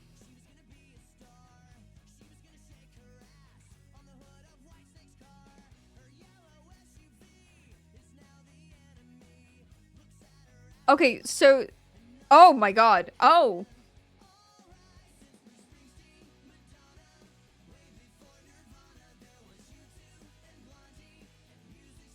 It's just all porn stars. Well, that's not where I recognize him from. So that a lot of porn stars. I don't think that's why I recognize this man. That doesn't make sense. So let's just move on. Be able to fly jets. It's a hobby that takes him away from the troubled memory of jail. He didn't have a lot of options. It's not. And that helped a lot because when I'm flying the planes, I'm in control of everything. Nothing else matters. He's a pilot. Still, it's not the same Matt guy. fears his It's not the same conviction guy. May keep him out of the Air Force. As for Jamie's dream, Right now I'm still in high school. I graduate this year, and I want to study criminal justice. Oh, that's nice. and just recently, Jamie picked up her college application. Yeah. Good luck to you, Jamie. So you're going to study criminal justice in hopes of improving the system. It's a good. It's all good. I've seen a Happy lot of bad story. stuff happen. It makes me really question people who we're supposed to trust. I don't want it to ever happen again. We've seen corruption cases around the country in every state.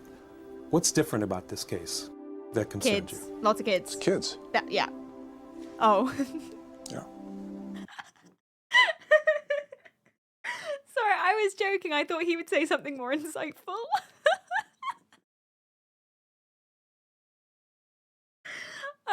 He's a man of few words. He hit the nail on the head.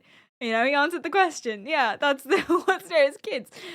So, I really was not expecting him to say that. I really thought he would say something else.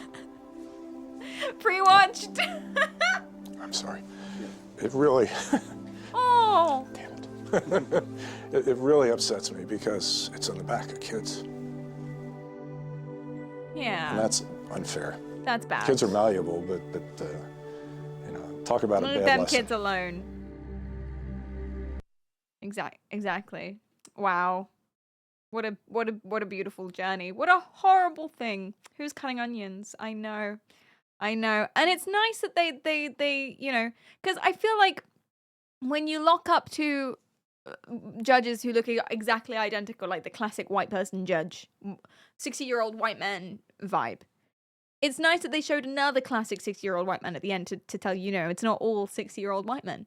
Some of them are the good ones, so it's okay. Oh, by the way, I watched a film last night. It's been out since 2021 or something. It's got Anya Taylor-Joy in it. Last Night in Soho, horror film, kind of horror film. Anya Taylor-Joy.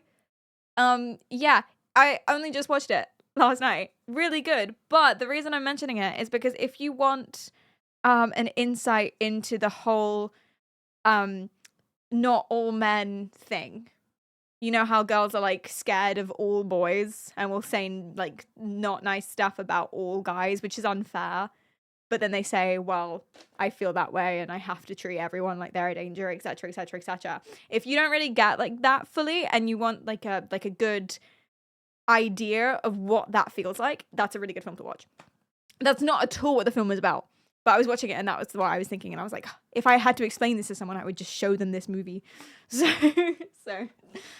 what's it called? Last Night in Soho. It's Anya Taylor-Joy. She's sexy.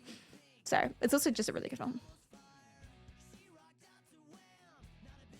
I suggest it for movie night if you haven't watched it last night. Hey, I'm down to watch it again.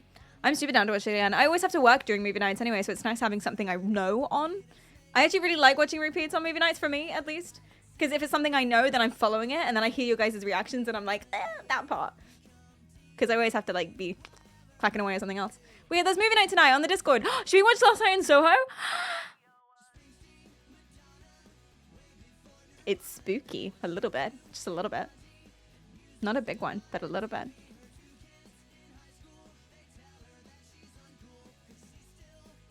Lots of hot people. Anyway, okay. But that's Kids for Cash. Do you guys want to know about some Instagram drama that I've been digging through? It is messy. It is the messiest thing I've ever seen. I'm just going to throw you straight into an Instagram account.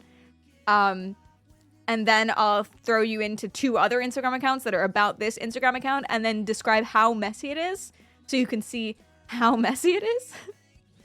But I've spent so long going through each one of these posts, each one of these accounts, and then also, going through articles and summarizing things and putting things in different orders to try and figure out sort of what the fuck is going on. And I think I have it down, roughly. And I think you're going to like it. Now, something I have to remind you before we get started is that the kid in question is fine. And we know that the kid is fine because this woman is stalking the kid just a little bit. Just a little bit. It's her kid, arguably. I'll talk about it later. But she's stalking the kid and posts updates on the kid's life that she's not supposed to know about. But that means we know about it, so we know the kid is fine. She seems very happy. There's pictures of her, like, there's videos of her, like, dancing with her new family. Everyone's healthy, happy, and alive. So that's nice. Even though, sometimes there are things that Brianna posts that says that she's dead. There are posts that will say, "My child has died." She means metaphorically, I've realized. And she's actually okay. So let me start from the beginning. Context, exactly. Let me start you from the beginning. This is Brianna. Brianna adopted a child in 2019 from birth, she says. Every single thing in this is allegedly, and I'll tell you why in a little bit. Every single thing. She adopted a child in 2019.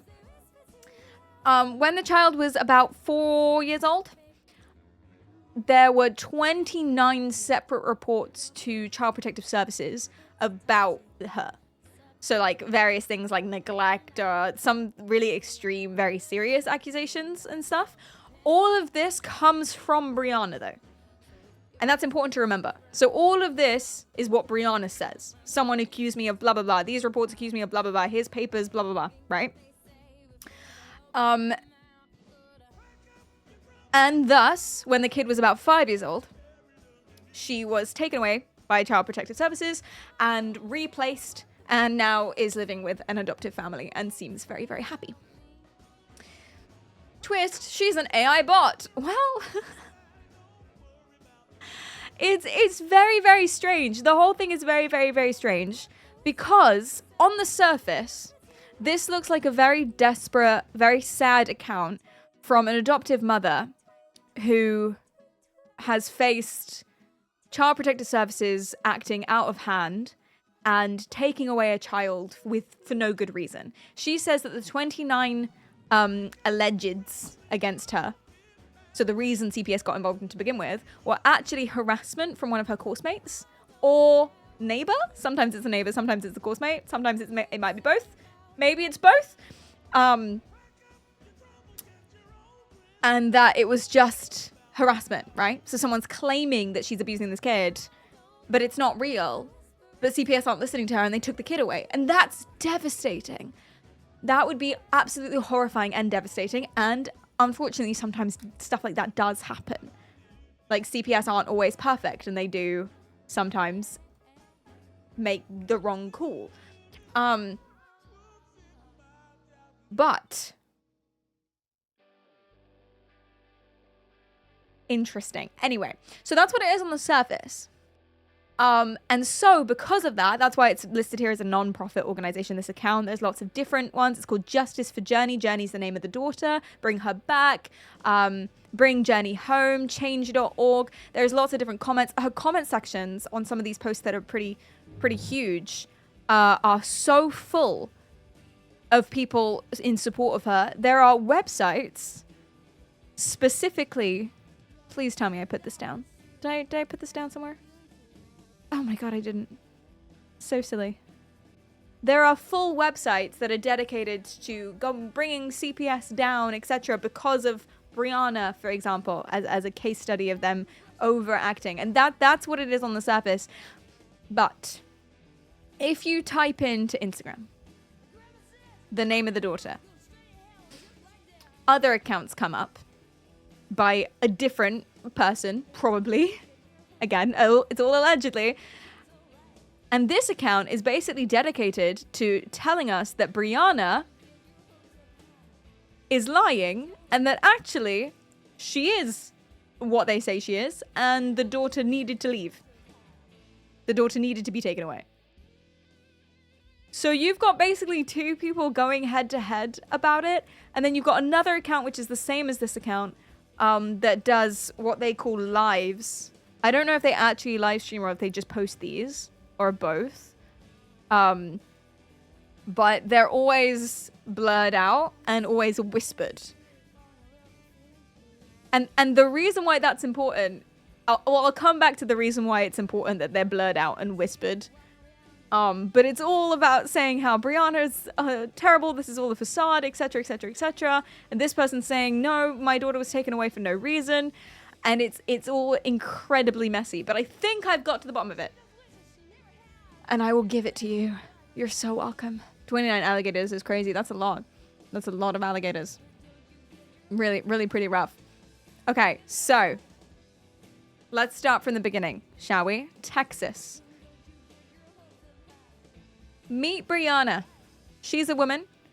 Texas. She studies at Arlington to do social work. So she's studying to become a social worker. There is a girl, a woman, who's also on the same course to be a social worker. For some reason, doesn't like Brianna. So, when Brianna adopts Journey in 2019, or she adopts it in 2016, actually, and then stuff happens in 2019, this person on the course, for whatever reason, starts harassing Brianna and is a total asshole and starts saying things like, she's abusing the kid or she's neglecting the kid and blah, blah, blah, blah, blah, blah, blah. And this is like, this is really awful. So 2019, 29 malicious reports hit Child Protective Services. They come round. I won't go into what the reports actually say because it's quite like not nice, but that's what they are. I can't find any evidence that the allegations were substantiated, but I can't also find any on the other side either. Jenny with an I. To be fair, Jenny with an I is a better name than Jenny with an EY, don't you think? Because otherwise it's just like a word. Surely. So that's what happens. Okay. Kid gets taken away. So Brianna starts campaigning to get her kid back because it was all just rumors. She didn't actually do anything wrong.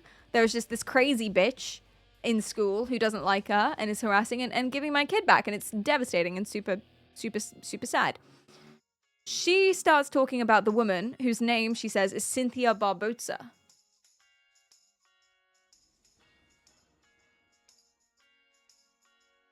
So she files reports that Cynthia Barboza is harassing her.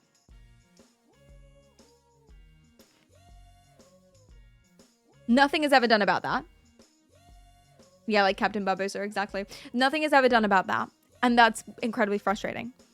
The kid goes away. She's told she's not allowed to have any legal rights to her anymore. She doesn't see her anymore. And then sometimes she'll find updates of the child and then she'll post them to his Instagram account. Like this. Battle, so I will be asking the kids their favorite dance move. Show me your favorite dance move.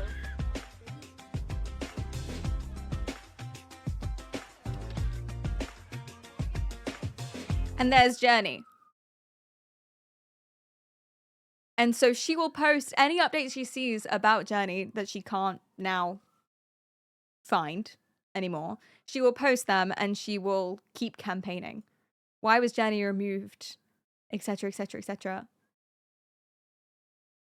All of the allegations are not true. La la la la la. I confronted Cynthia Barboza. I filed a police report. There are harassment charges against Cynthia. Cynthia did this, Cynthia did that, etc, etc, etc, etc. And I thought, okay, this is terrible. This is like an awful thing that's happened. Everyone in her comment section is on her side. Until I came across this, and this is why I'm talking to you about it.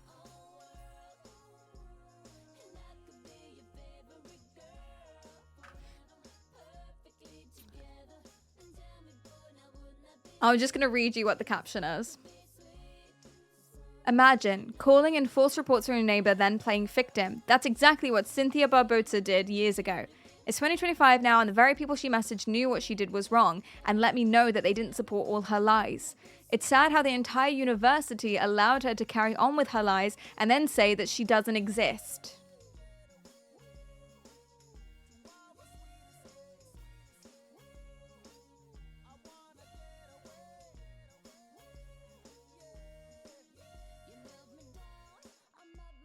huh? And in some posts, Cynthia is a neighbor. In some posts, she's a fellow student. I've realized that through reading these texts of this post specifically, I've realized that this is a student that used to be half a neighbor. And this is what the messages say. So the person texting here is Cynthia in a group chat that Brianna is also in. And so Cynthia is talking to the people who run the group chat, people of the university, saying, hey, can you help me? Because there's a crazy lady, basically.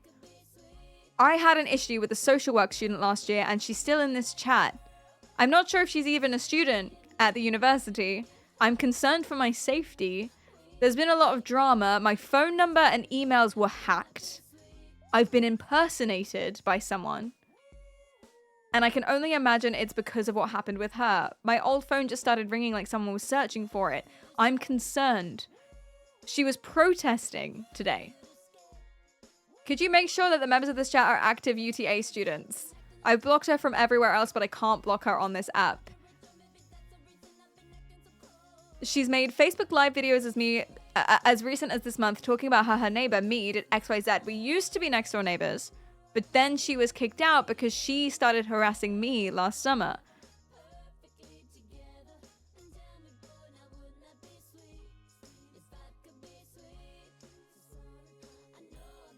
Do any of us truly exist? No, you need to wake up from this dream.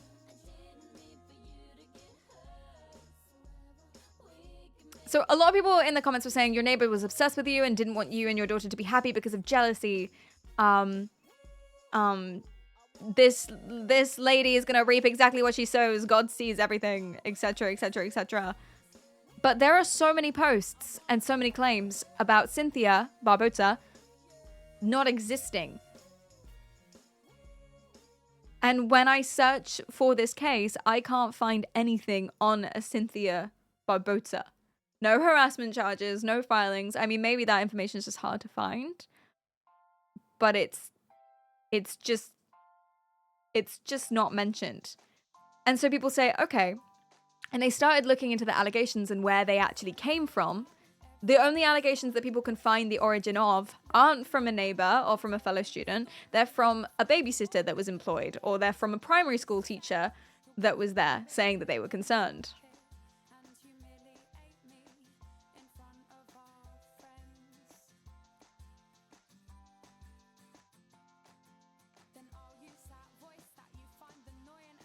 It's all very, very weird. Super, super, super weird. Hi, Handak. Yeah. So basically, let me just show you some of the posts that Brianna would make. She's doing it from the perspective of the child. This is me at 5 years old in 2021, taken away from my parents. And she says here, termination of parental rights is a death sentence. The kid, Jenny's fine. Jenny's completely fine. So she's implying that Jenny's dead here, I think.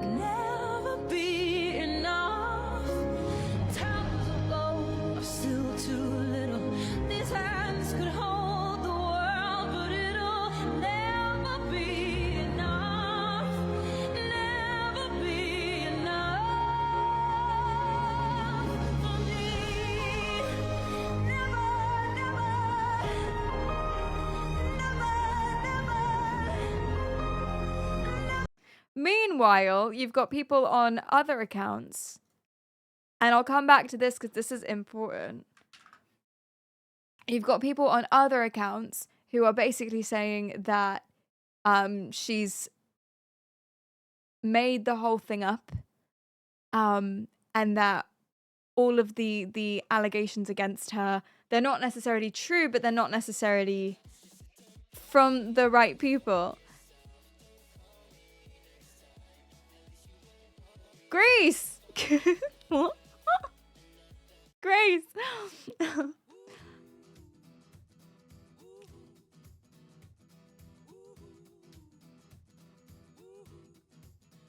Oh dear.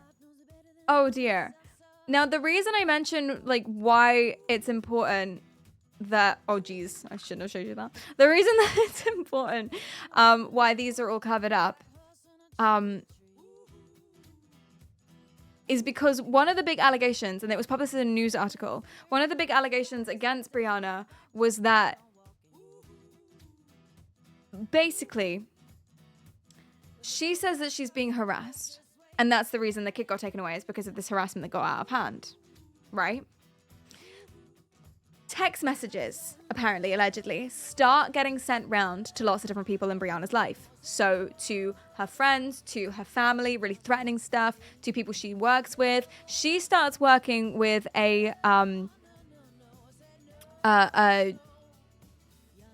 organization, like a non-profit organization that helps with people who are being kidnapped or trafficked or stuff like that. And those people that she started working with start getting these threatening text messages as well. So basically everyone in Brianna's life is getting harassed by this person and who's the cause of her getting her kid taken away. And the person who is working, there are two people that run the organization that she's now a part of who is helping her. One person's very public and open, her phone's everywhere. So when she starts getting harassed, she doesn't think anything of it. They believe Brianna. The second person is super, super, super, super private.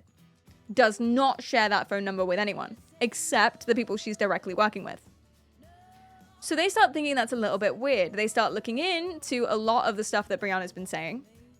Can't find a lot of things. They start tracing things back. There's another investigation. Family members come forward, and apparently Brianna has a tendency to allegedly send messages herself. Magenta, thank you so much for the sub. Thank you, thank you, thank you, thank you. So she might be accusing herself of various different things, harassing other people, and so eventually they're pretty confident that Brianna is the one who is harassing through threatening text messages the people in her life trying to help her. Which is very, very, very, very odd. Now, I don't know if it's a Munchausen type thing. I also don't know if it's true. Like, it's all alleged, right? I don't know if it's a Munchausen type thing. But it's very, very strange. It could just be, if it is true, if she is doing that, it could just be she wants people to believe her really desperately. So she is adding fuel to the fire. But then again, no one can find Cynthia.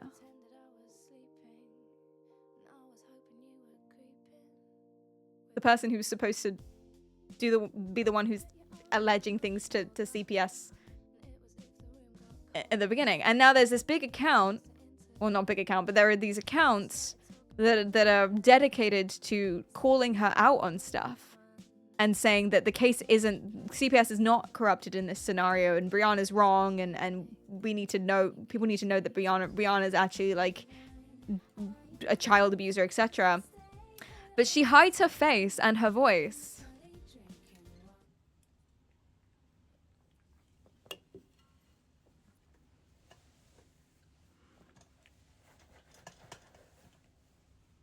Don't even know what's happening now. Stafford, I don't know why it kicked you out. We were still on here. I don't know what happened.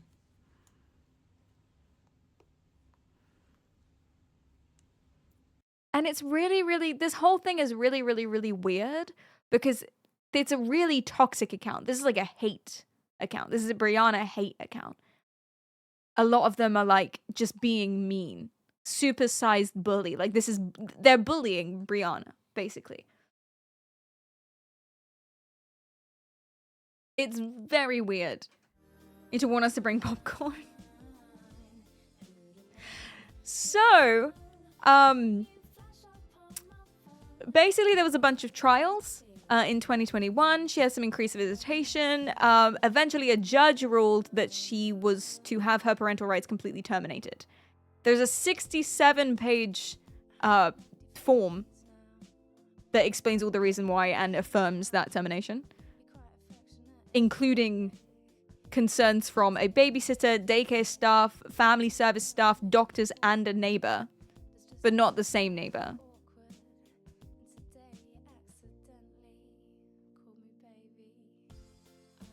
And the reason I wanted to talk about this was because it genuinely got so big. So if you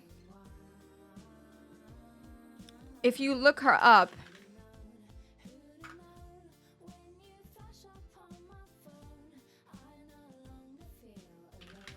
there are 2 articles, and then they had to, well, there's 1 article, and then they had to basically redo it. So this is the 2nd article. The Dallas Observer posted, I don't know how reputable the Dallas Observer is. I don't know. Does anyone know? I'm not American.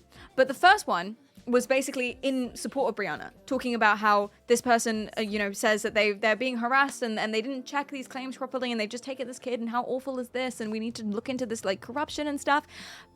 But more recently, or about a year after the first one was published, they then posted this, which reads, Brianna Balcom says CPS unfairly took a child. Her former supporters no longer believe her. And it goes through all of the suspicious stuff and how actually she's been caught out lying and blah, blah, blah, blah, blah, blah, blah, blah. And it's very, very, very, very, very confusing. That's a lot of people. That's a lot of people. Yeah. I don't know if she's doing it for clout. I think she's genuinely in a lot of pain. This could all be one big conspiracy as well. So, who could say? But she has gotten in trouble for lots of different things. So the Parkers are basically the judges and the judge's family. And so she was basically posting things saying that they stole my child. The Parker, Tonya Parker stole my child. Tonya Parker, blah, blah, blah, blah, blah, blah, blah, blah. And she had to post this to be like, I'm sorry. I didn't mean that. That's not. They didn't take my child. But her and a lot of people in support of her, including all of these different petitions and hashtag Bring Journey Home and the comment section and everything like that, is talking about how CPS is kidnapping kids. And there are lots of problems with CPS. There are lots of problems. There are social workers that suck at their job, and there have been cases where they haven't done enough investigating and they've just taken a kid that didn't need to be taken. Usually it ends where they put them back, so that's nice. But still, I would argue that the biggest problem with Child Protective Services worldwide isn't that, though. I think that's quite a rare thing. It's quite an anomaly. Usually what happens with Child Protective Services, and I'm not an expert in this, so do fact check me, is that they don't investigate enough and it gets let go. It's not that they take kids too preemptively, it's that they don't take kids when they should, is usually what's wrong.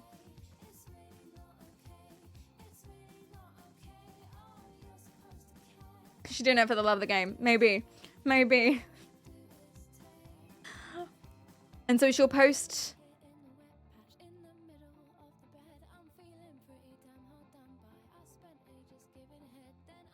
Yeah, I think you get it. I'm going to...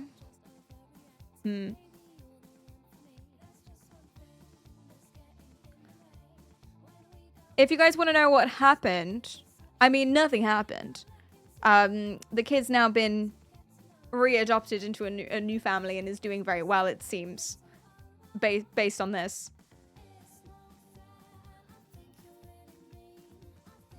And the reason I know this is because she posted it. But arguably, she could be getting in trouble for stalking.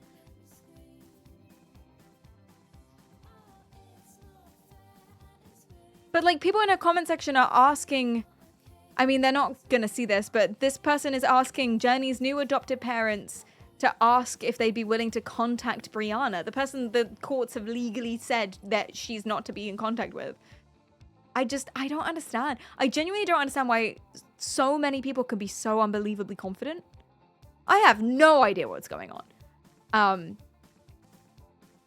But so many people in the comment section are so unbelievably confident.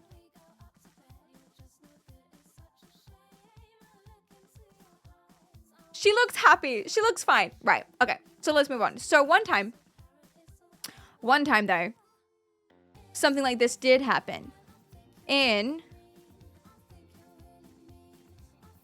Kentucky. Are you ready? Story time. Story over logic. Yeah, that's true. That is true. They took out Kieran's. Hi, Arclight. Are you ready for story time? Couldn't get the lights. This one had a very it had a happy ending. So don't worry. Happy ending. I swear to God. I promise. I promise. Happy ending. All right. It's a chilly February morning in Kentucky. Holly Shulkers is her name. She literally just gave birth. She was exhausted. She was relieved. She was glowing with the tired happiness that only new mothers know. And then the nurse walked in. There was a positive drug test.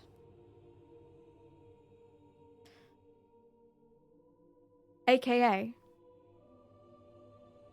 Holly's body had flagged up for taking opioids. Criminal ones, etc. And so immediately, CPS was called. Oh dear. Oh dear. Holly protested. She'd taken nothing. She didn't understand. But they'd already called and they'd already come. Holly, cool AF. Happy ending. Don't worry. Happy ending. She said that it was just one big mistake.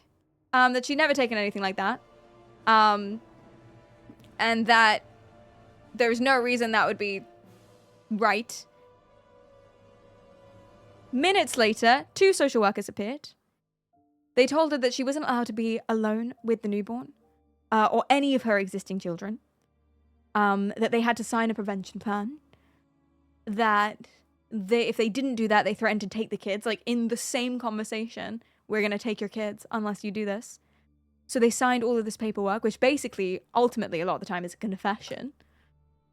Or is treated as such. They did a bunch of different tests. But on the second time they did a bunch of different tests, all of the tests came back negative. So on the same day, they did a second urine test, a second blood test, etc., etc., etc. They all came back negative.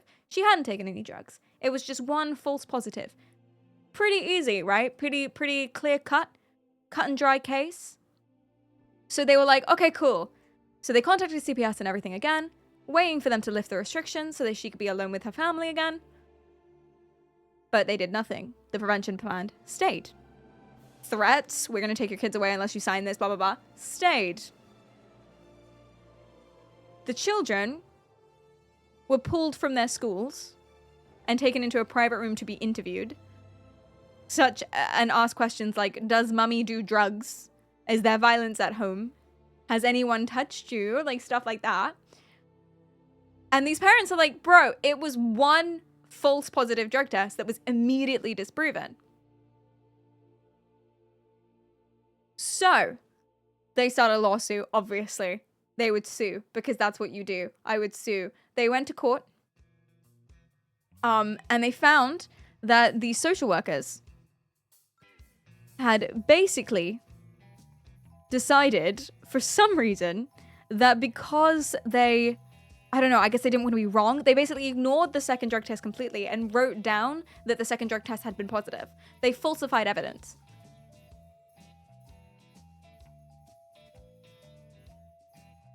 And they said they had lots of reasons to suspect.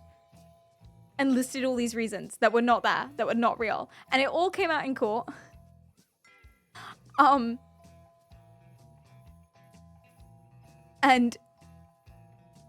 basically, it was decided that they broke a bunch of different amendment rights, that the CPS workers could be held personally liable, not the organization necessarily, but the individuals for the literal fraud.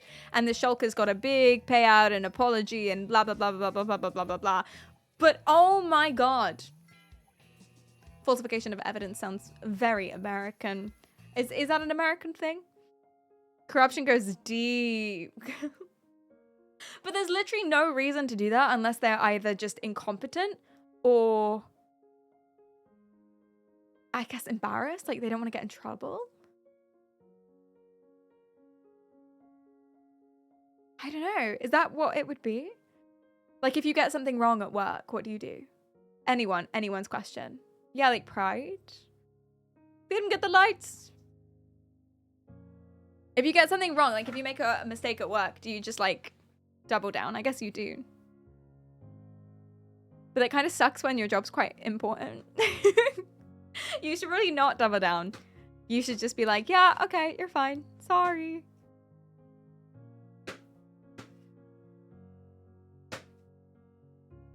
Do you hear that? That's clear. I'm trying to get the laptop screen back on. Blame an intern. That's what I would do as well. Unfortunately, a lot of people don't have interns. Oh no, we're stuck on a sad song playlist. We'll come back. There we go. Admitting mistakes shows strength and humanity. Yes, it does. Yes, it does. But it wasn't even their mistake. I really don't understand why they did this. I really don't understand. They took them out for 30 minutes at a time. So the lawsuit happened in 2017. They sued the social workers, Kammer, which is why if you look it up, it's Shulkers v. Kammer, and the hospital themselves. They sued everyone. And apparently there was absolutely no real process. The appeal path was super unclear. I do just want to like say again that I think the biggest problem a lot of the time with Child Protective Services is inaction, not overaction. So you'll see a lot of conspiracy theories like this. This one's my personal favorite. I found it on Reddit this morning. I'm really excited.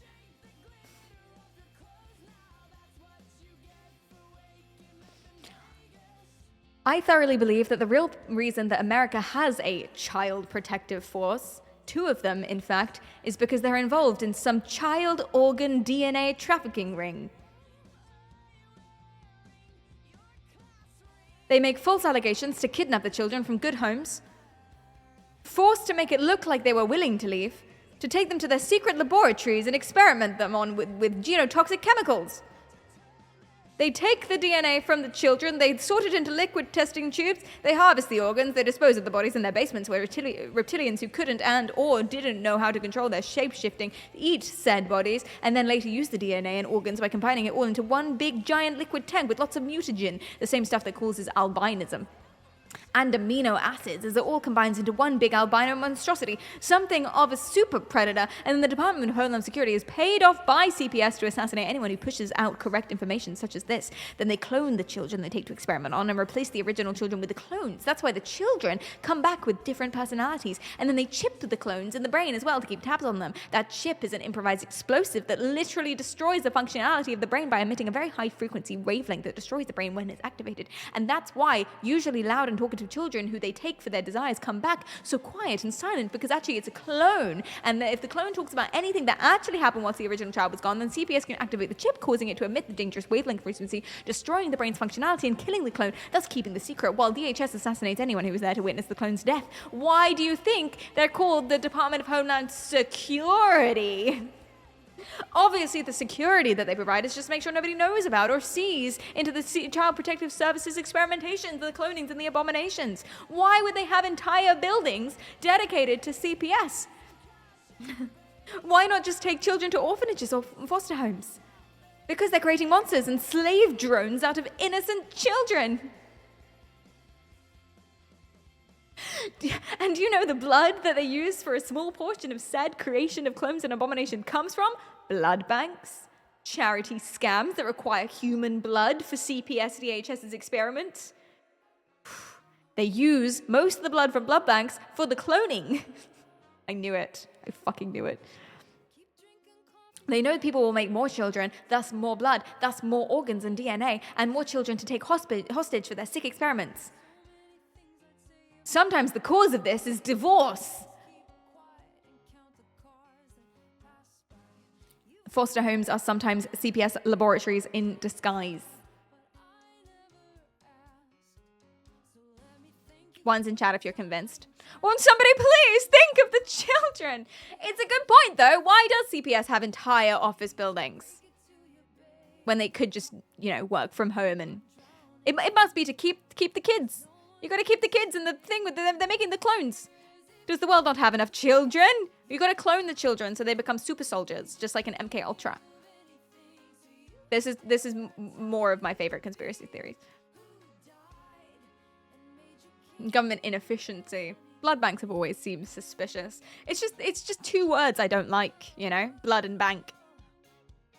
Two icky words. Very good thing. Blood banks are great. Donating blood is amazing. Well done, everybody. Etc, etc. Very important. But the two words are off-putting. Blood and bank. You know? It's not good. Offices exist like prisons to keep their workers in attendance and under control. That's real, though. That's not even a conspiracy theory. That's true. Although, okay, some people have the argument that COVID taught us that people could work from home, and that the only reason they want people in office is for the culture, which is just like to treat people as slaves. But I have a controversial opinion about this.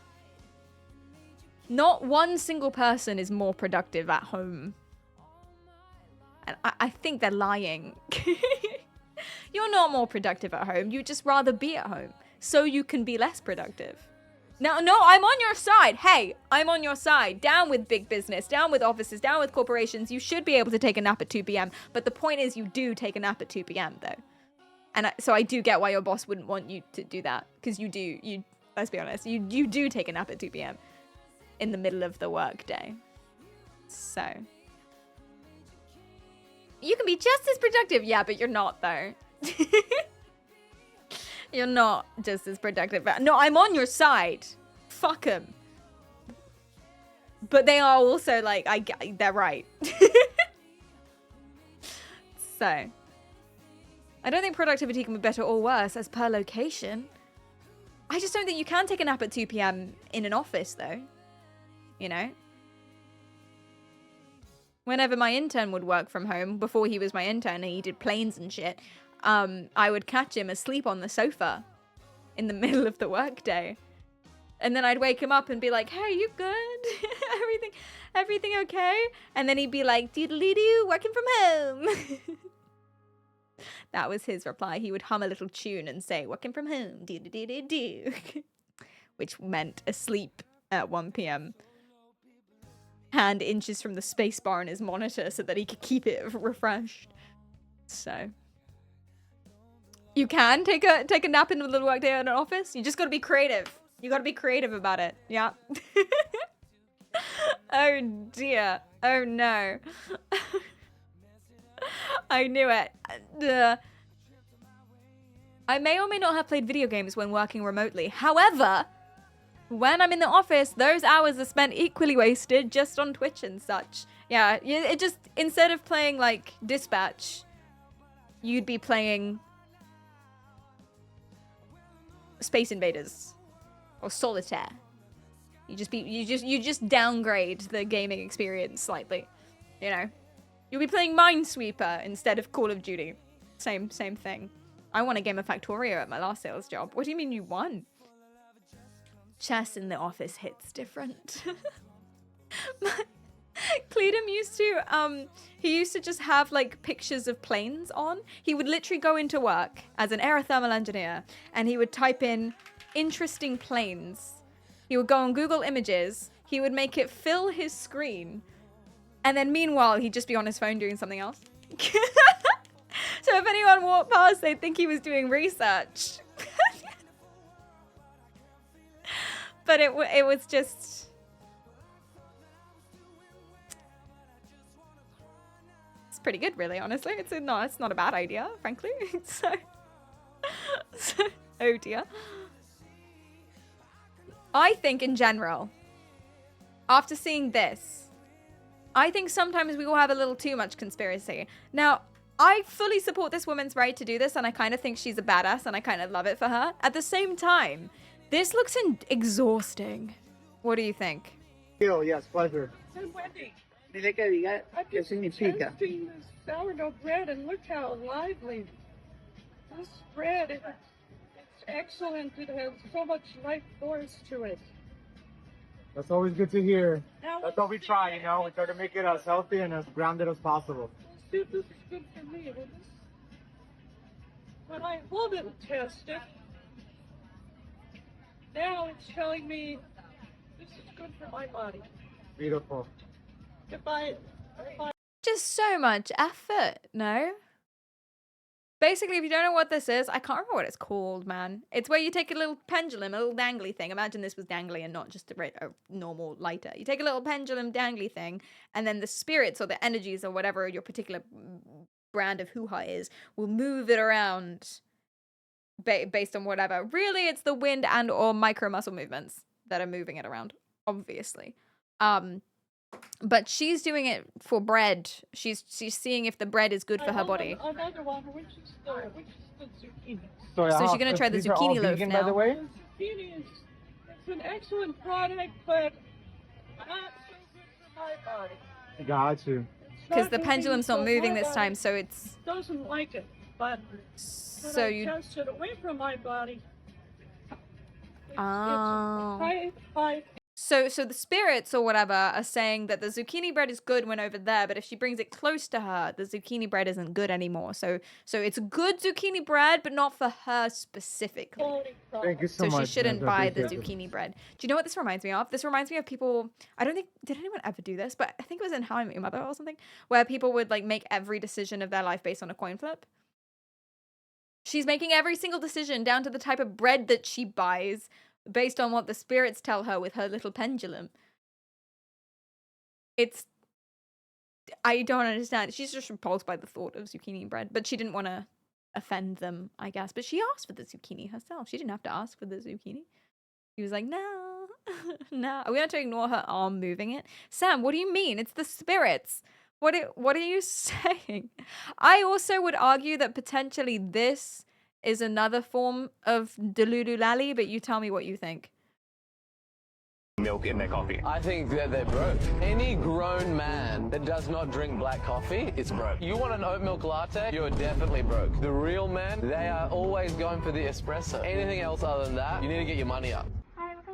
Do you know how expensive an oat milk latte is? If I didn't have money for a coffee, I'd get an espresso. It's the cheapest one. Obviously. Oh, hi there. Can I get a small oat chai latte, please? Let's Can I have go. a shot of espresso in that as well, please? And that's everything. Thank you so much.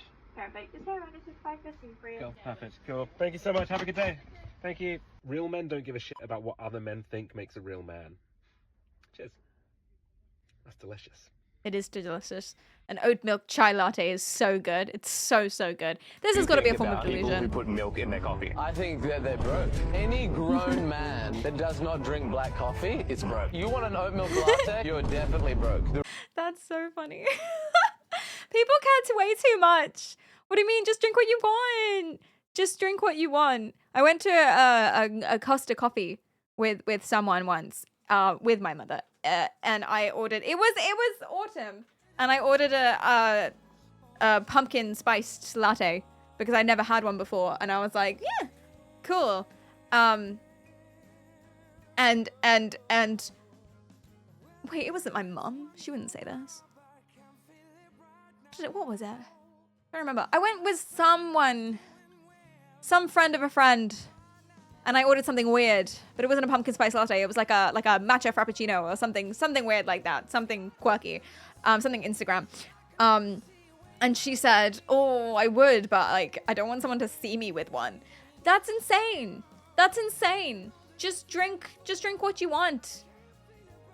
How do you milk an oat? That's also a very good question. Okay, I'm gonna wazzle dazzle. I'll BRB. Tell me while I'm gone. Tell me what you think the equivalent of this. When has someone genuinely judged you, or you thought they would for something insane? Real men knock people out for whining, and other men drinking flavored coffee on the internet. I don't know if I'm agreeing with you completely. I don't think real men. What is a real man? I feel like every man is a real man. Because otherwise,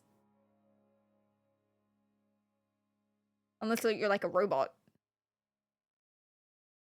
I guess. But I feel like violence is not key, is what I'm saying. Are we talking about ideal men? Instead of real men, it's like the ideal man, the perfect, mature man that everyone wants to have sex with. Yeah, I don't think you're going to be knocking people out. I think that's a bad idea. No, I'm just an illusion. I'm just a concept. Guys, what's your definition of a real man? And what's one thing someone does that makes them not a real man anymore. And then I'll read through all of them when I get back, and I'll try and imitate all of them because I'm a girl. So I gotta make sure not to do any of the things. I'm getting confused. Okay, cool. BRB.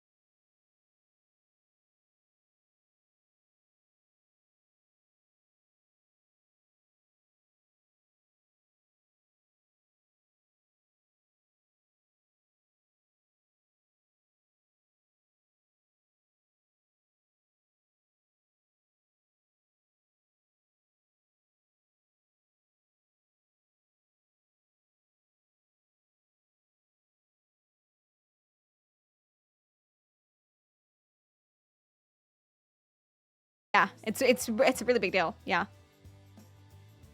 Real men don't take shits because that's like reverse anal, and that would be gay. Yeah. Yeah.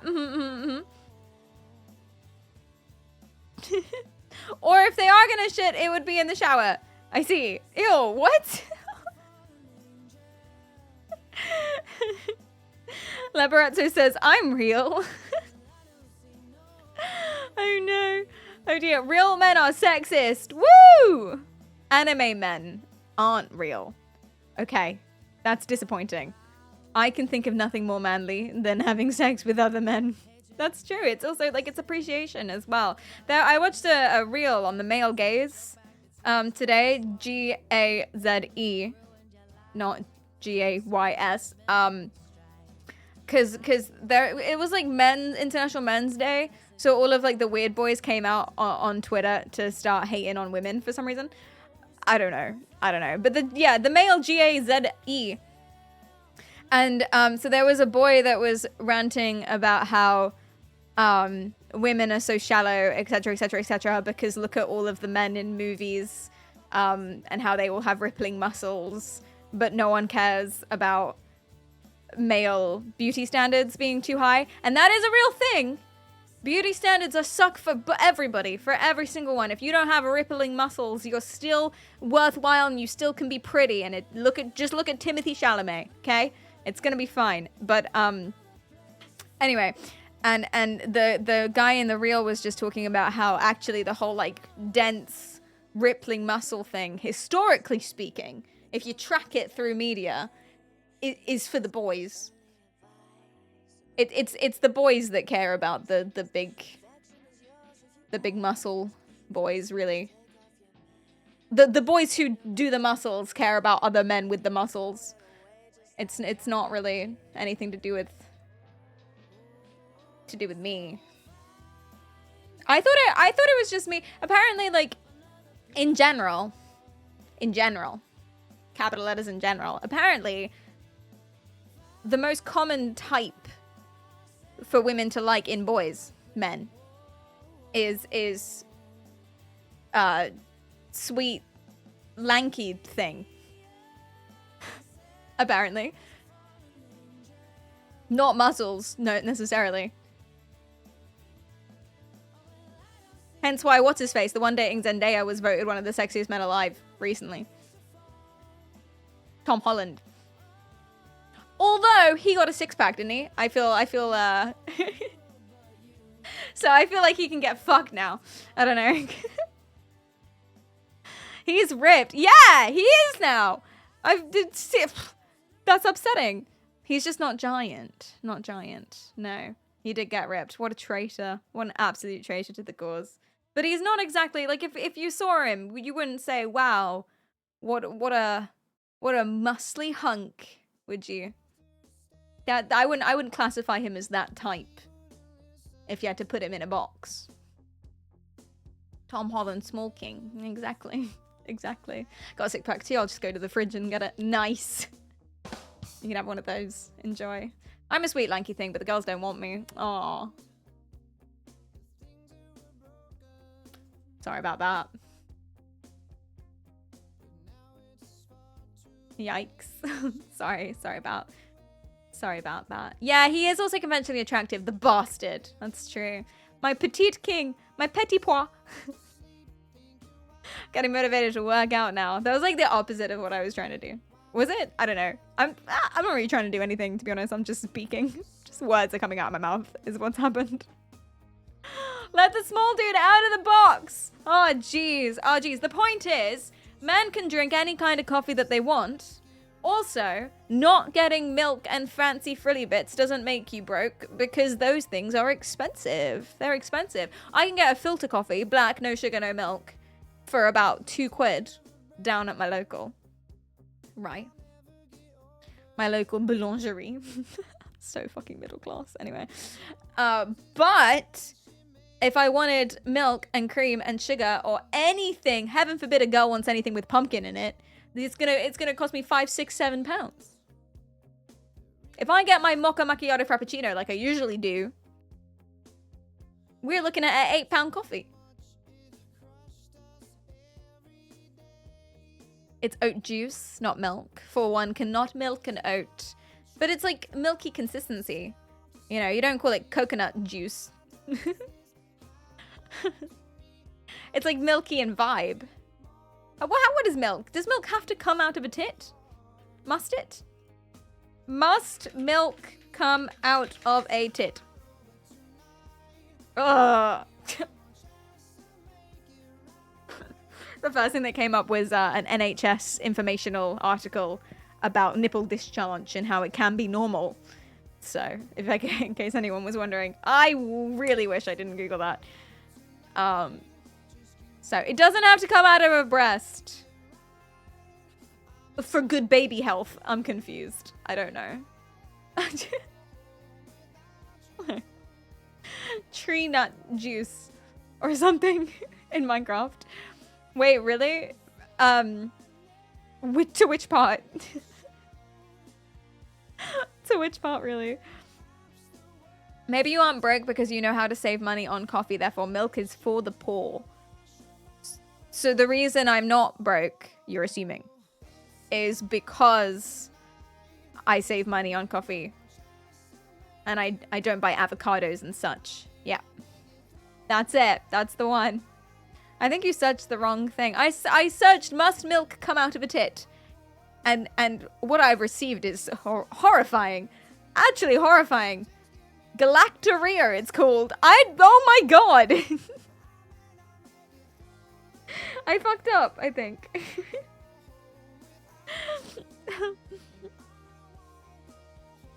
I think things can be milky consistency and be called milk, and I think that's okay. You know? Like, I don't want to drink nut juice. I feel like that's weird. Galactorrhea is very common. Very common! Very common. Very normal, according to this NHS informational wiki. But you should seek help. Probably. Every quart, thanks for the sub. I appreciate that. Thank you, thank you, thank you. It's common? Well, I think this is for, like, new mothers. Also, I think it's for women.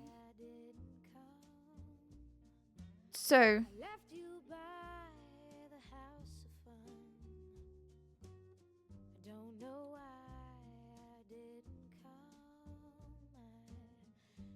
Oh, wait, not necessarily. It could be a sign of cancer. What are we talking about? Very, very, very worried. Oh, no. So, by that logic, white paint is milk. No? Okay, fine. Milk definition.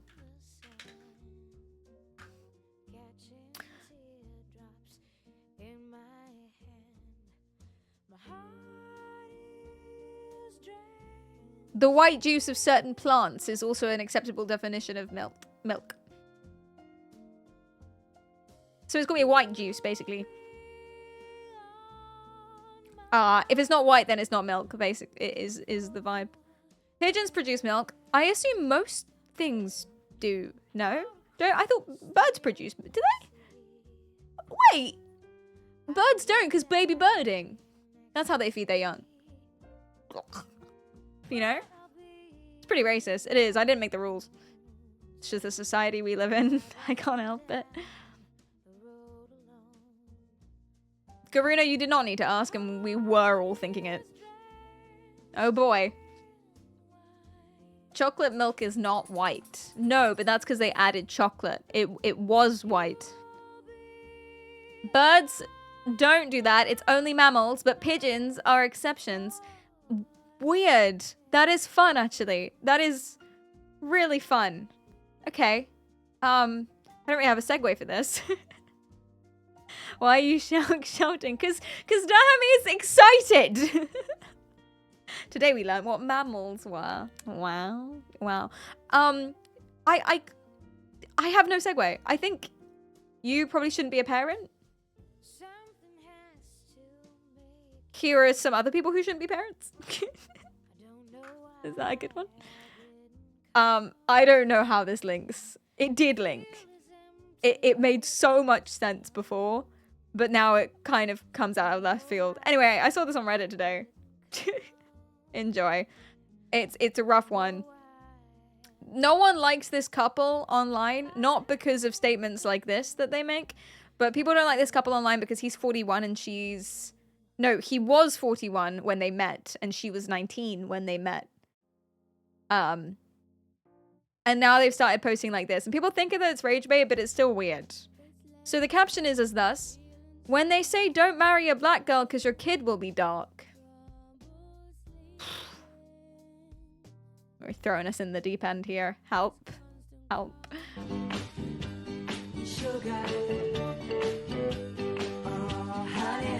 Well, I took my chances.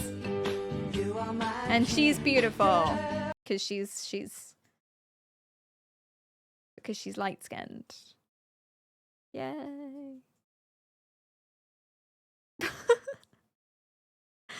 What a terrible post. What a terrible day to have eyes. And so everyone in the comments is obviously like, okay, what a weird thing to say. What if she was dark? A mega level rage bait. Yeah, I think so too. It's still weird though. Still probably shouldn't be parents. Am I allowed to say that? I don't care. Because the kid is in this and this is what they have actually posted. Yeah.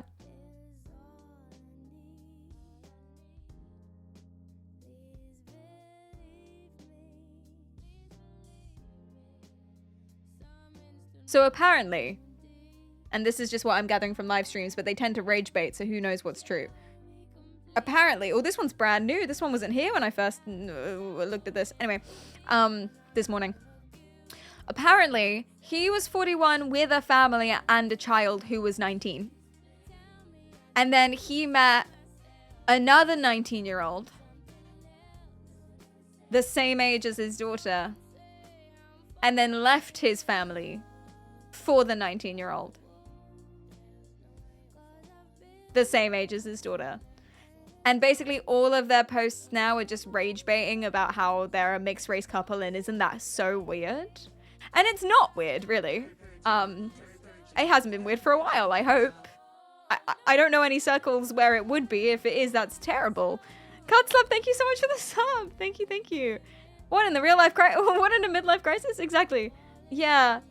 Yeah, so it's a little strange. They post things like this. POV, your dad didn't realize your girlfriend is black. Who are you playing with, sweetie? Amanda. Huh? Oh, who are you? I'm Amanda. I'm 6. Who are you playing? I guess that's funny for if you're in the right crowd. Yeah, the fun part, whenever they're like rage baiting about how they're a mixed race couple and isn't that so weird, all of the comments are literally that. The comments are literally like, that's not the reason people don't like you. The reason people don't like your couple is because you're 41 and 19, or they're 26 and something else now. But yeah, you met when you were 41 and 19. That's why people don't like you. So maybe this is funny. Is this funny in the right circle? So yeah, some people have racist parents, and then it's like a relatable experience. Has anyone dated someone who was not of the same race, and then their parents reacted like? Can anyone relate to this at all? I'm sure this is an experience that people have. Unfortunately. No. No. No, me either. No. We're lucky, I suppose. Anyway, that's something I saw. People who shouldn't be parents. On my saga of other people who shouldn't be parents, I have my favorite couple of all time, and I have an update from my favorite couple of all time that I've been desperate to show you for so long, but I've had no reason to show you them.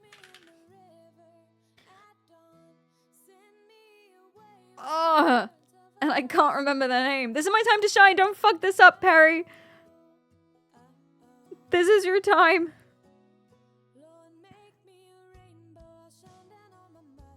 No, I'm safe with you. Found it. I cover soul and... Now do tell me if I have shown you this, because maybe I have actually. But I've been desperate. Basically, on a previous stream, I talked about people who are just mean to their husbands for no reason on social media. And in that stream, this came up. These people. There's an update. We're back again.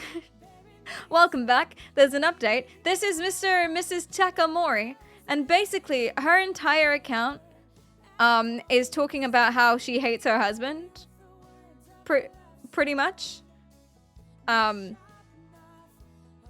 POV, your husband asks you to calm down, but he's the reason you're stressed out.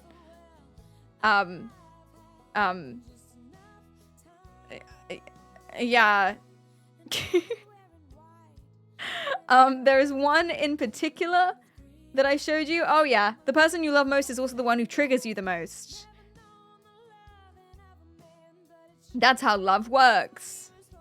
I don't think that it is. I don't think she has any qualifications here, to be fair. She doesn't.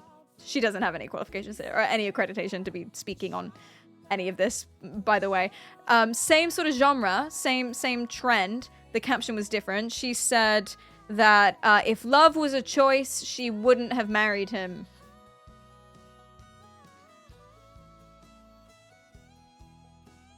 The music is perfect for this.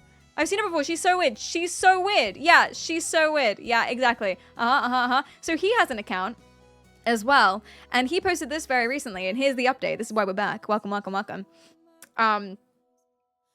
Wait, before I read you to this, actually, there's more you need to know. There's one post that she posted where she's basically saying How do I know that I'm not the issue? How do I know that I'm not the problem in my marriage? That's what it is. How do I know that I'm not the problem in my marriage? And then she literally writes a massive description, being like, oh, because he does this and this and this and this and this. And she talks about her amazing self-awareness. Genuinely. Her amazing self-awareness is the reason why she knows that she's not the issue in the marriage, and he is.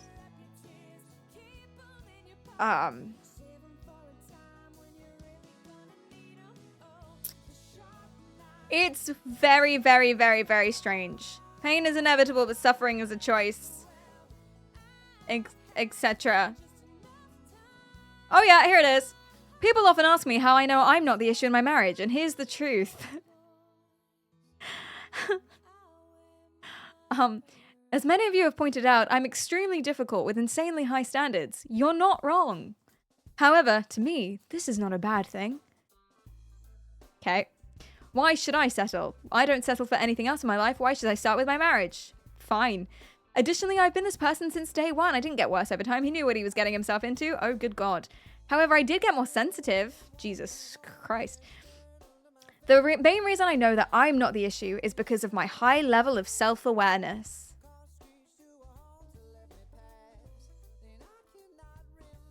So she talks about all like the work she does with the meditation and working on her shadow and reflections and such.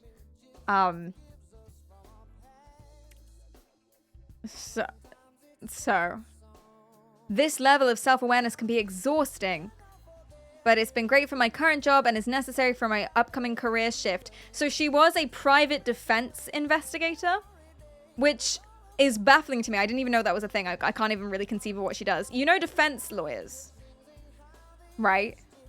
So they take the criminals and they defend them.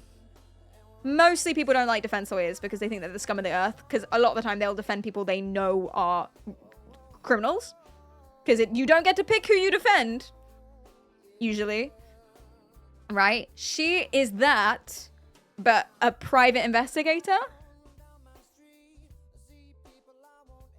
So she gathers evidence, I guess, privately to support people in defense.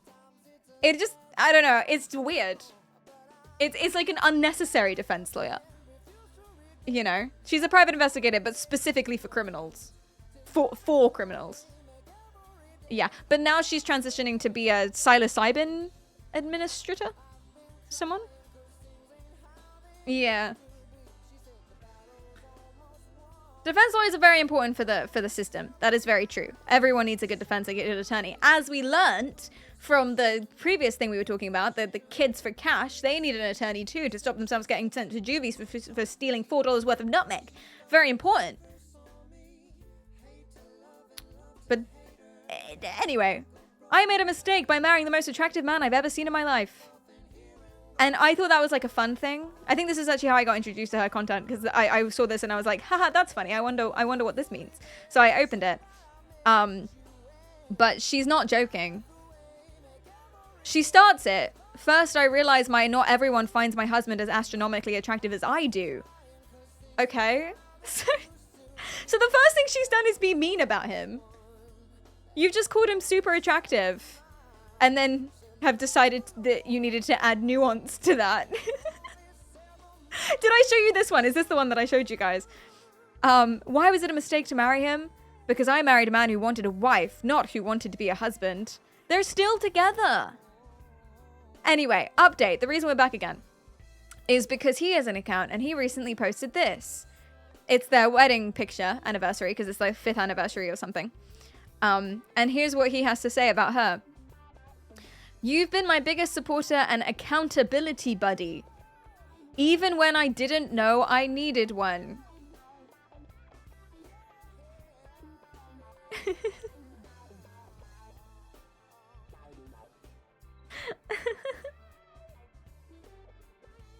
What do you mean? What do you mean even when you didn't?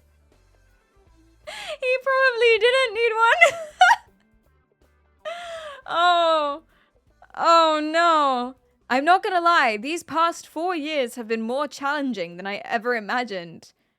And it's not all been sunshine and roses. This is your anniversary post. This is what you start with on your anniversary post. You're my biggest accountability buddy, even when I didn't know I needed one. This has been really tough. This has been the hardest 4 years of my life, being married to you. But at the same time, I've grown closer to my ideal self because of you. Here's to many more adventures, arguments, lessons learned, tears, smiles, laugh, and years building and growing together.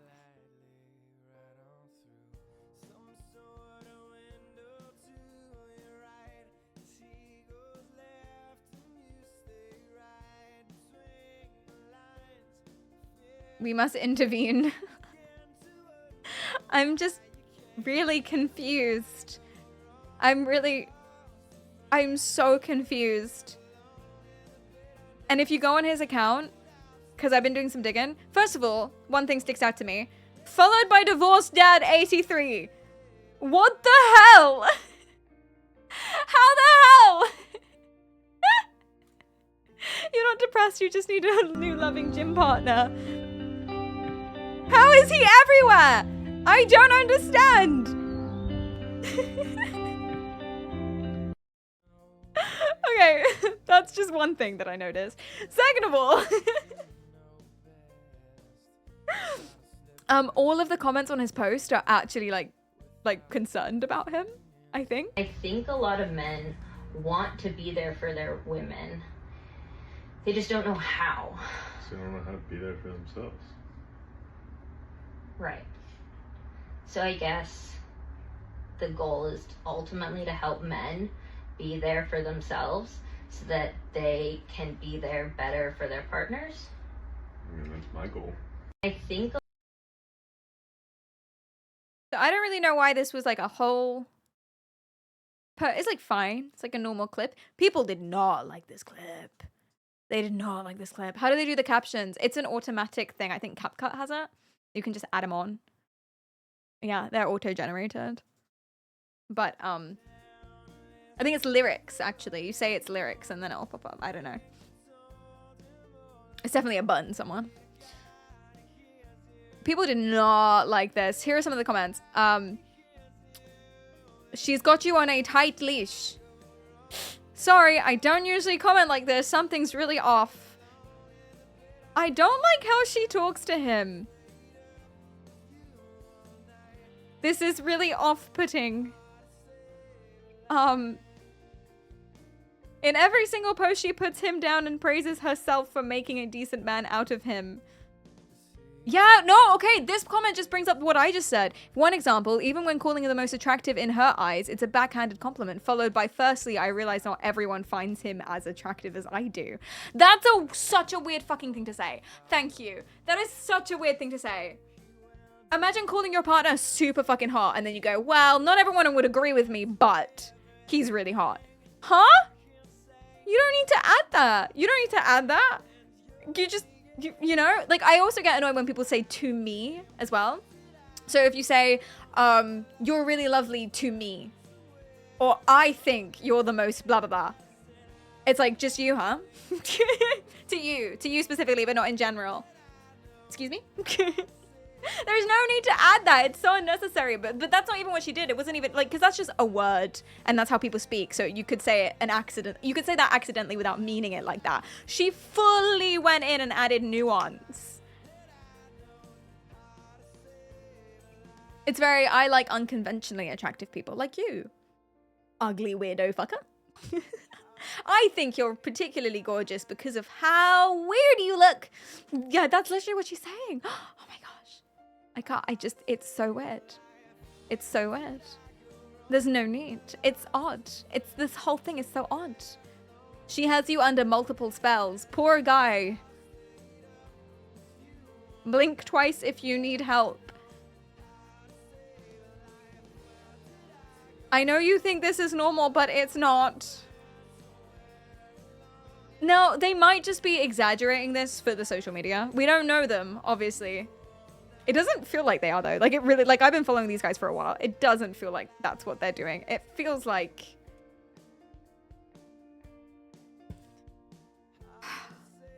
Hov, you and your husband have been working through his toxic masculinity for the last 5 years and he finally gets it.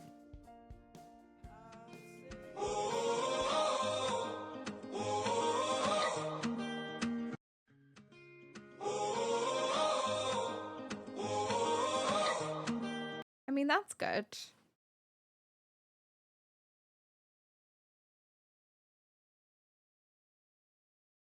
But with everything else, it's weird, right? Hi, Mr. Teen, the brain controller, that's me. It's like he's her little pet. She's been training. Yes, yes, yes. That's what it feels like. Anyway, so okay, they're in my list of people who probably shouldn't be parents. Not that I'm allowed to say that. TM. Oh dear. Speaking of bad parenting, is breakdancing dad still a thing? Breakdancing dad took a real turn right, if you know what I'm saying. Well, he didn't take a turn right. I think he's always been there, but that's what the content's become more about. So I've sort of dropped off on that storyline, frankly, myself. They probably shouldn't have pets either. Little husky. Well, the little husky doesn't have any toxic masculinity, so he's probably fine. It's really strange. I would, yeah. Yeah. I think, now obviously it depends on the couple and I don't know. And there's differences in this, right? If you're like relatively normal, like relatively a normal human being, not doing anything dramatically wrong, which is probably all of us. Most likely, in a relationship, exclamation mark asterisk, you're probably not always going to be the one in the wrong. Not every single time. And it's probably not only going to be you that's a problem and she's fine. Like they say soulmates are made and not found. But that doesn't mean one person changes and the other stays the same. It's usually more of a mutual thing, you know? So, yeah, it'll never really be 100% of the time. So if you're in a situation where it seems like you lose not that arguments are a thing to be lost or won, but you lose every single argument.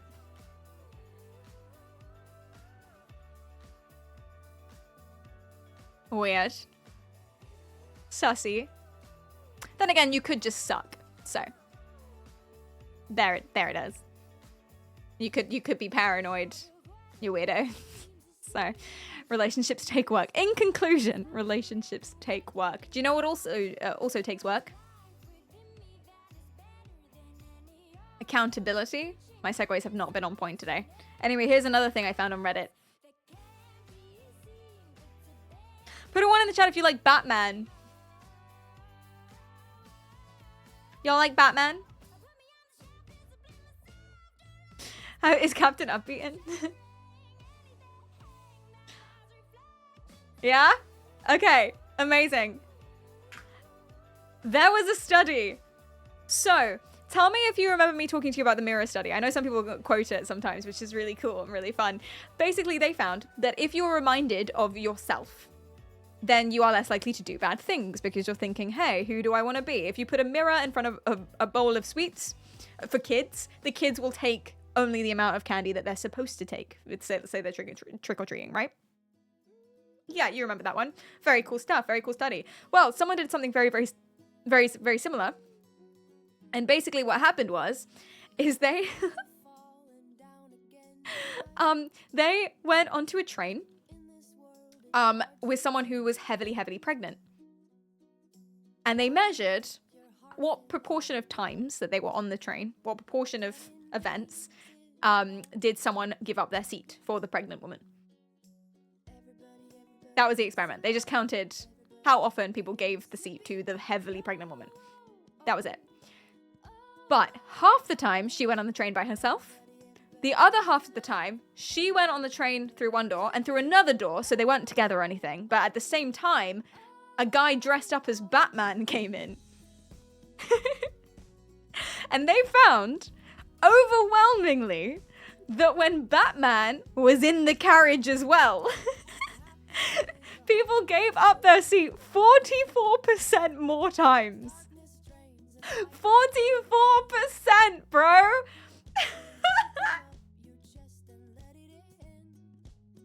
They're being watched by Batman, so they gotta do more pro-social behavior. Isn't that amazing? Isn't that so funny? And it's real. It's real. Here's the article. I can link you guys if you want. Batman's had a tough day. He deserves a seat. No, they weren't giving the seat to Batman. But it's actually insane. Oh wait, I misread it. It wasn't 44%. 44% was a different number. It was twice as much. 30%. My statistics are all kooky here, but it was very, very significant. Basically, 38% of the time, if she was alone, someone would give her a seat. So about a third. I keep rounding. I keep rounding and rounding and rounding. But when Batman was there, it was double. Double as likely. Twice as likely that someone would give up their seat if Batman was on the carriage as well. That p-value be small. It was less than 0.001%. Woo! That means it's strong. That means correlation be strong in. It means other variables that could make up for the fact that maybe it wasn't just Batman. Completely irrelevant. There is a correlation. Doesn't mean the variable thing, but that means there's a correlation.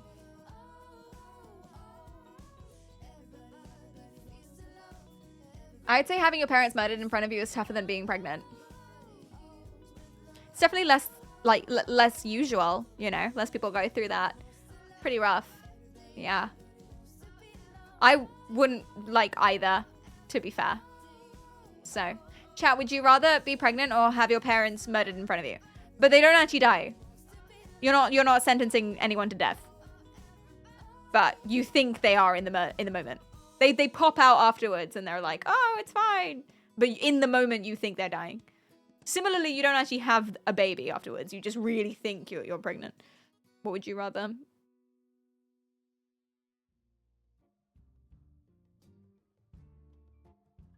I'm a guy, so I'm staying out. You don't have an imagination? I've never been pregnant. I don't know what that's like. If I were pregnant, something would be very, very wrong with my body. Oh no. You've got alien inside you. Is there life insurance you can claim on your parents? Ooh, good question. Maybe? I really don't want to get pregnant. No.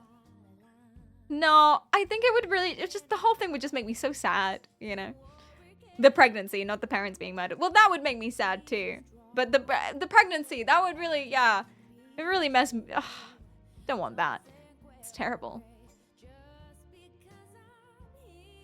I can imagine being pregnant because I watch too many female Twitch streamers. Do they get pregnant? People be having babies, yeah. It's Taylor's oldest time. But isn't that amazing? Here's a little visual. People are twice as likely. And it's not even a good costume. It's just vaguely Batman.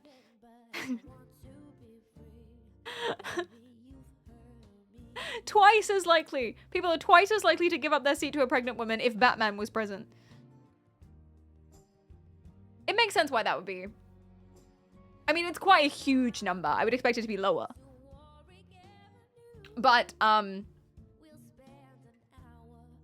it makes sense why that would be. It's associations, I would imagine. I don't know what they say. I haven't read the end of the article. I don't know what they say they think the reasons are. In my head, it would be because you're associating Batman with morals and justice and peace and authority. And therefore the idea is you're remembering those things. You're remembering what it means to be a good person. And you're remembering what it means to get in trouble for doing a bad thing.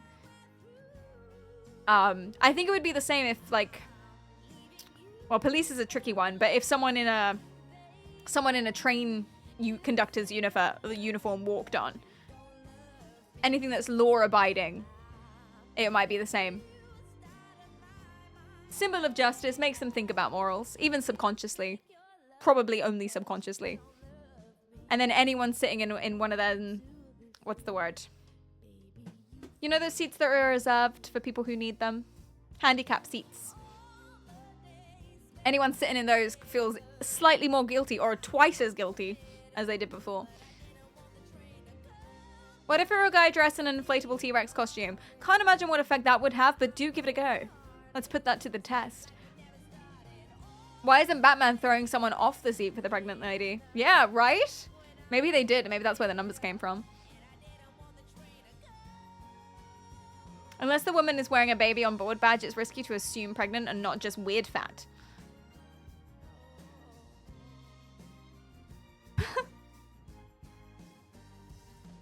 She could just be like weirdly proportioned, I guess. That happened to my mum once. She asked her colleague when the due date was. I'm not joking, it's real. She asked her colleague what the due date was. And her colleague said she wasn't pregnant. I have no idea how she played that off. That's usually where the story ends.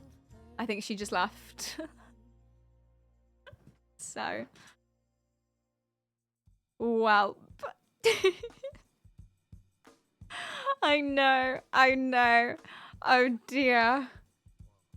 I guess your mum had to quit that joke. It's that job. It's okay. She got fired anyway. Well, not fired. Let go. She didn't get sacked. They moved. So. I swear. I wonder why. No, they moved offices and she couldn't come with. So that's what they said. That's what she said. She said that's because she chose to leave. So isn't that a potential HR complaint? To be fair, school teachers, I always think about school teachers, right?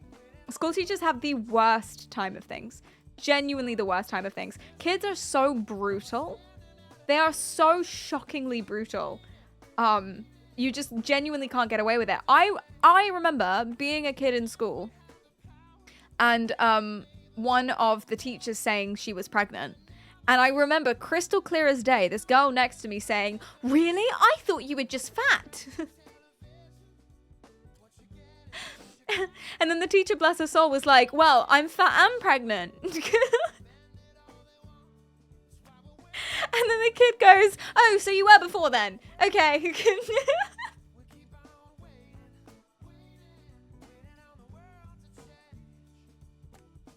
And then she was like, "Can I touch your tummy?" Anyway. Rough. You can never get away with it. You can't get away with anything. Every single day a teacher out there is being called Billy Big Nose. And there's just nothing you can do. If you're a teacher, then nothing can hurt you in the universe, or everything does, and you just spend every single day weeping into a glass of wine. Teachers drinking a glass of wine every single evening to make the pain go away is a stereotype for a reason. Oh dear. Was that you, Perry? So I don't remember who it was, and I remember it very strongly. It could very well have been me, and I just dissociated. But we'll never know. It does sound like something I would say. But let's just go ahead and say it was a suspicious other girl who was over here and my approximate size. Maybe they should have a smaller nose then. Oh my god. I see ads for teaching jobs on Twitch. Yeah. Cleedum has a message. He has a story he would like to share with you. My intern head editor moderator has been banned, so sometimes he communicates this way. Cleedum says, "I once asked my mum if she was pregnant and was right. So I came to the conclusion that I had a sixth sense about it. So a couple of years later, I asked her again. She wasn't happy."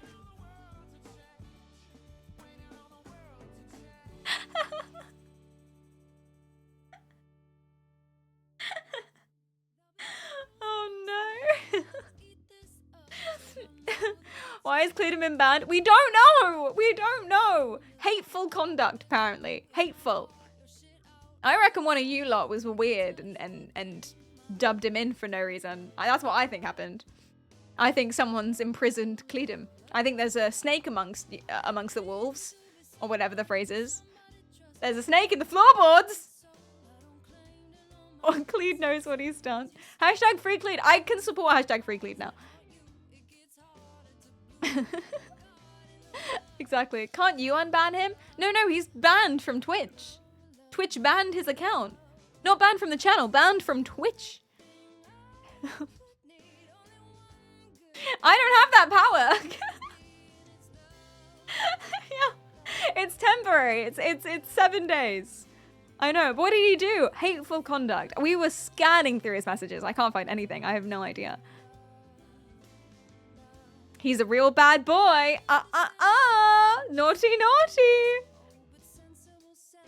Don't streamers have managers or something? Yeah, but I don't want to bother my management with this. I don't have a manager at Twitch. He stole Nutmeg. To the jail! To the prison! I'm shadow banned by Twitch. What does shadow banned on Twitch mean? How can you be shadow banned as a chatter? If this is a streamer, then I'm pretty sure there's just no... What's the word? There's no, no one sees you on Twitch anyway. Everyone's shadow banned. No cross-pollination. That's the wrong word.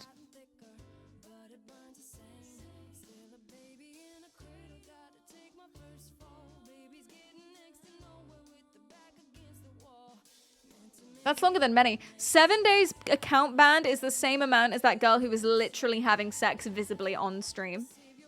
So something of that caliber you must have done.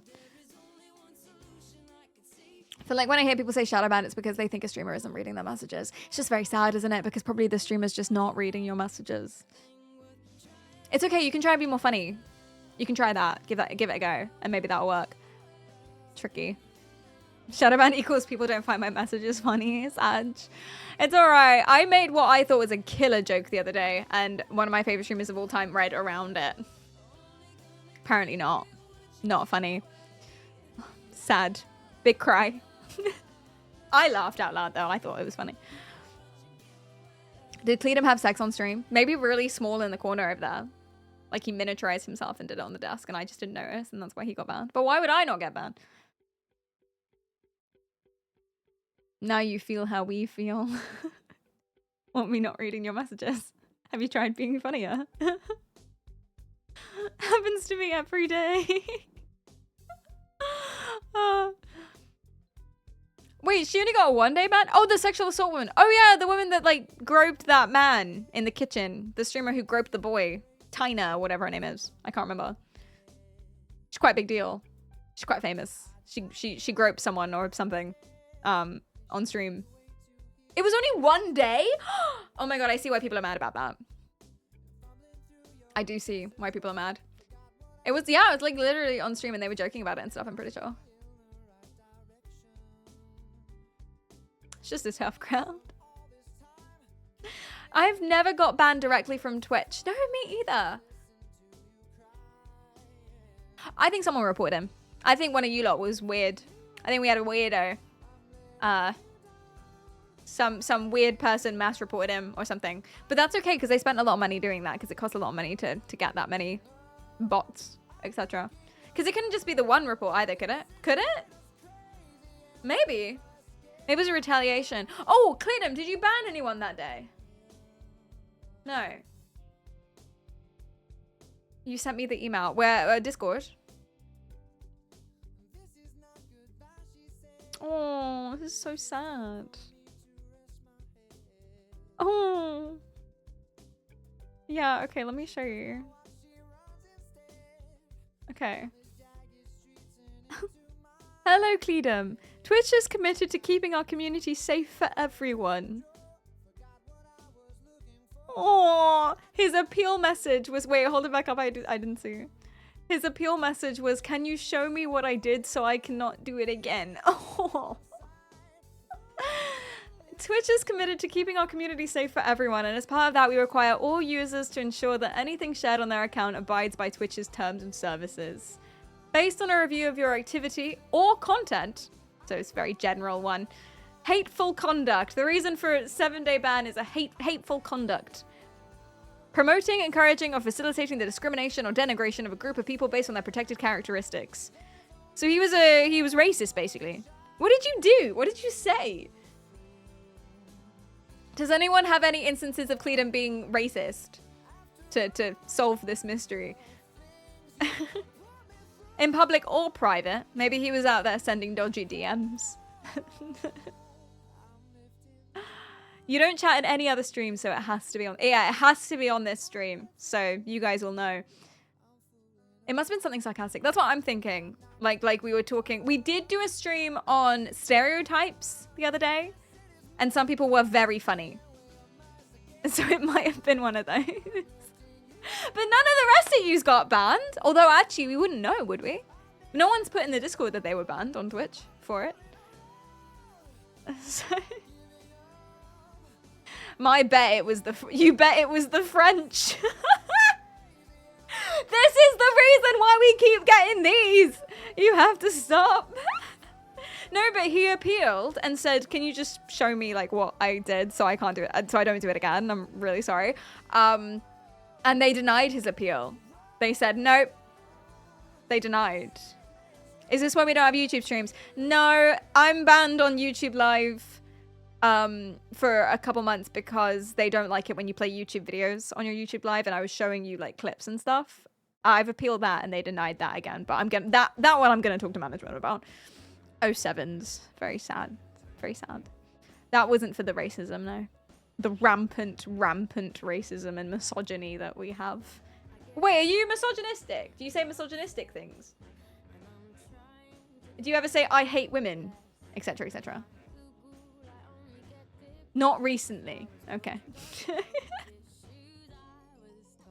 You can't play YouTube videos while you're live on YouTube. Nope. That's against the 2S apparently. Which community is the best behaved? So I only really have like maybe four or five people on a good day watching me on YouTube, and 3 of them are Twitch streamers, Twitch viewers. So that's usually the more well-behaved chat. Maybe he's a man hater. Are you a misandrist? Misandry? No? You did make a lot of jokes about how short people should just die. Did you? Did you make any we should kill the short people jokes? No? Weird, that sounds so like you. Yeah, I did. I made a bunch of those. We had a short people stream as well. Weird. What a mystery. Either way, I've said much worse. You've said much worse. Cleedon's a bloody angel in chat. I don't understand. Someone's done something nefarious, I reckon.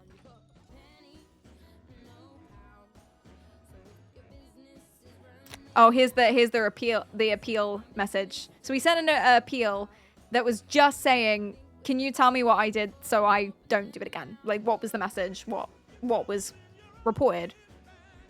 And they say this, because fuck Twitch, man. Your account was recently suspended for hateful conduct. A member of our team has reviewed your appeal, and after taking a look into the details of your case, we've determined that your account will remain suspended.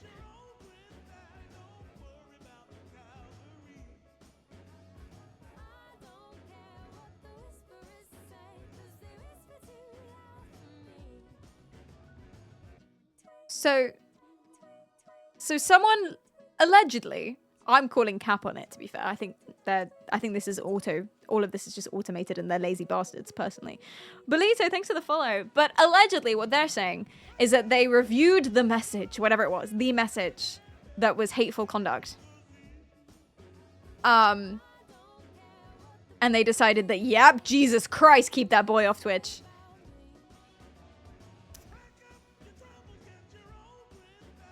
So what was it? There's a possibility that Kronos can find out for us. This is fascinating, honestly.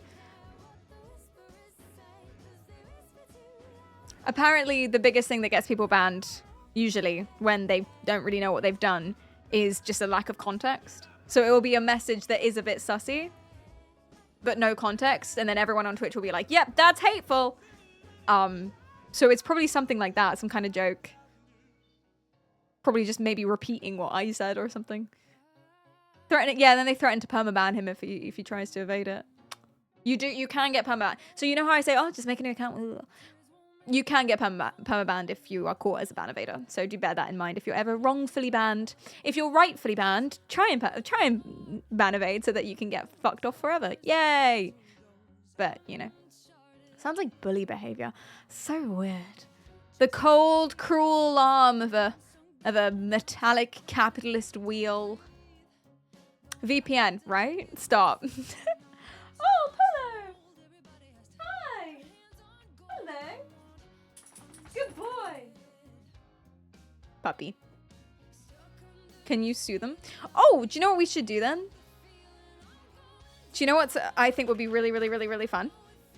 How about we do our own bands? We haven't done that in ages. Do you guys want to do some band evasions? Wait, that's not right. No, we're not going to evade bans. What are we doing? We're going to... do you guys want to... Unban requests. That's the word I'm looking for. How can you appeal if you don't know your crime? Exactly. I know. Let's do it, because we have so many. So many new ones. Yay. Oh god, did I ban this person? Oh no. That usually means it was... When I ban someone, it usually means they haven't really done anything wrong and I've just been in a mood that day. It rarely happens. It rarely happens. Let's find off. Can you unban me? So you're very much in chat. Sure. Sure. Let's do them. Okay. How should we do this? I can't remember how we usually do it. It's been so long. It's been like at least a week. I'm gonna pop out the window.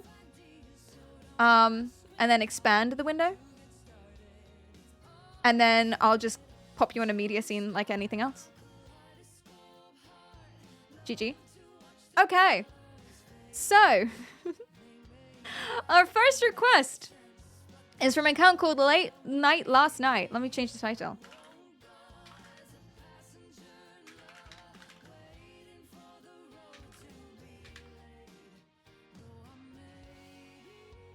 Can you ban then unban me? No.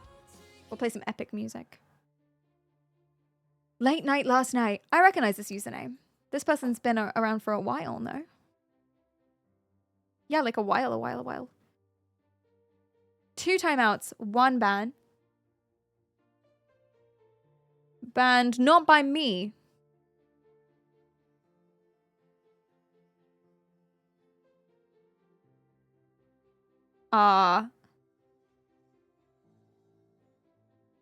Potential racism? I'm confused. I'm very, very confused. Okay. No mod comments. Let's find out. So they come in, they say, seems all fairly normal. Guys need an enclosed environment. Okay. 10 out of 10 in Bongland. Oh yeah, that was my picture, I guess. I don't remember. 9 quid? You'll get nowhere with that bloody well bad, didn't it? Etc. Helter Skelter. I think we were genuinely talking about that, so fine. Old Haunted Asylum. That was a good stream. They deleted my Facebook like 5 years ago. I never made a new one. Etc, etc, etc.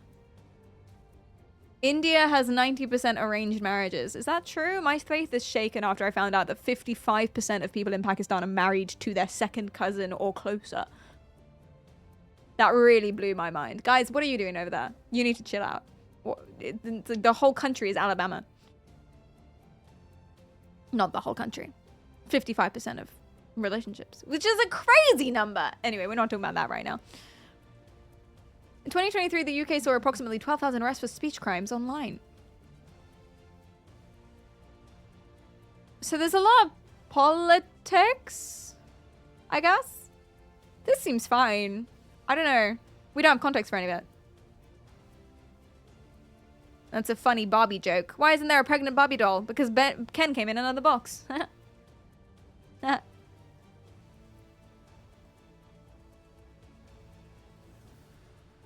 Did you ever feel like a paper bag?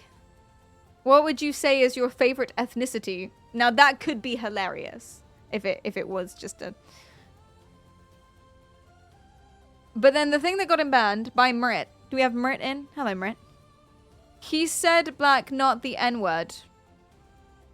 And then he said this. I don't get it, personally. So he was saying that the person we were talking about wasn't that bad. Because it was someone very clearly being racist. Oh, so he was defending someone awful, basically. Oh, it was the footballer. we were doing lip reading, and people like court cases where people were tried based on lip reading and how accurate lip reading is and body language and stuff like that. And there was a footballer that allegedly called someone a slur. And this guy's saying, well, he wasn't wrong because he is both black and a bastard. So it's not wrong.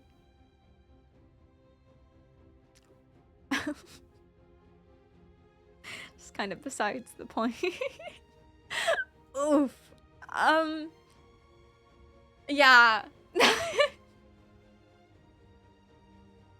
Guys, you see the irony, right? That where you're trying to guess where he's from. Do you see the irony?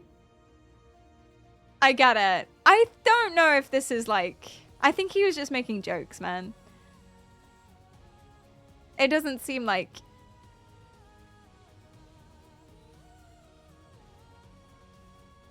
Well, I don't know. That's weird. That's weird.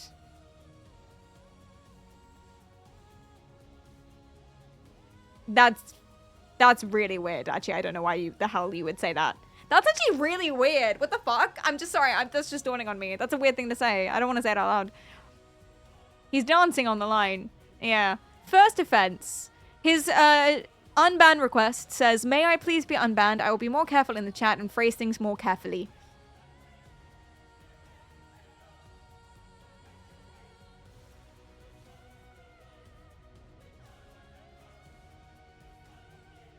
I will let you guys decide. I don't know. I don't know. I feel like... I think it's just... It just seems like he's making jokes mindlessly, you know, personally. But it's hard to say. You can't speak to people's intention. You don't know who they are, really. To ban or not to ban? That is the question. Ban them. Unban them. Hashtag be free. What do? I will let you decide. Of course, we have veto power, but still. Vote in the poll. To ban or not to ban? That's the question. Cleedum has now said he's like me for real, says Twitch. So if he is being racist, like if his intention is just purely racist, he's the same as Cleedum. Was that the joke that you just made? Okay.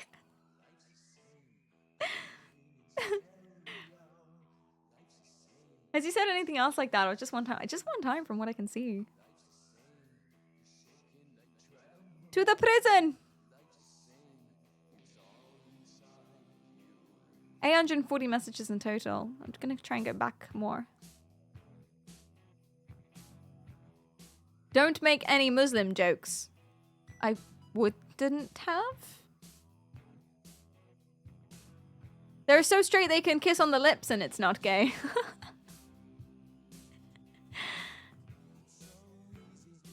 You'll go to jail if you post something offensive on Facebook, just saying. You're saying it too French. Don't understand. Okay, so he's tiptoeing around a line. But the best way to unite the world under a single government is to create a common enemy in the form of an intergalactic alien invasion. Not a bad suggestion. Not a bad suggestion. Something government and invasion. The men in black are allowing it to happen. The men in black, not the black men. Different.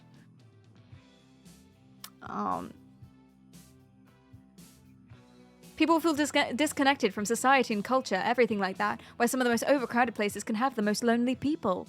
He's plugged in. He's tuned in. Is the Union Jack racist? And then we explained the whole English flag controversy. But they didn't reject that. Religious, like Confucian or Buddhist or something. I don't know what that means. He's got some... I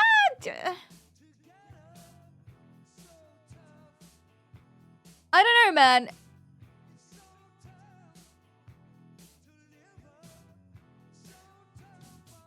All titties matter. See? That's someone that believes in equality. I think they just might be edgy, maybe. I don't know. I can't tell. You can't speak to someone's intention. He does keep mentioning the French, but as do we, to be fair. The French, sorry, not the French, the French. She's one sandwich sort of a picnic. I've been hiccuping for 9 years. He said he was sorry. He said he'd be more careful in future. Yeah, we're unbanning him. Yeah. Ding, ding, ding, ding, ding. I agree. Do I tell him he's funny? No. That would be wrong. What do I say?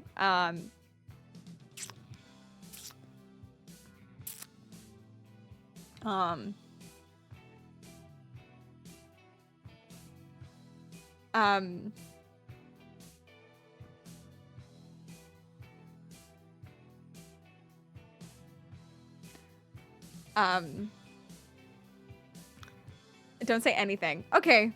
Really? We usually say something witty.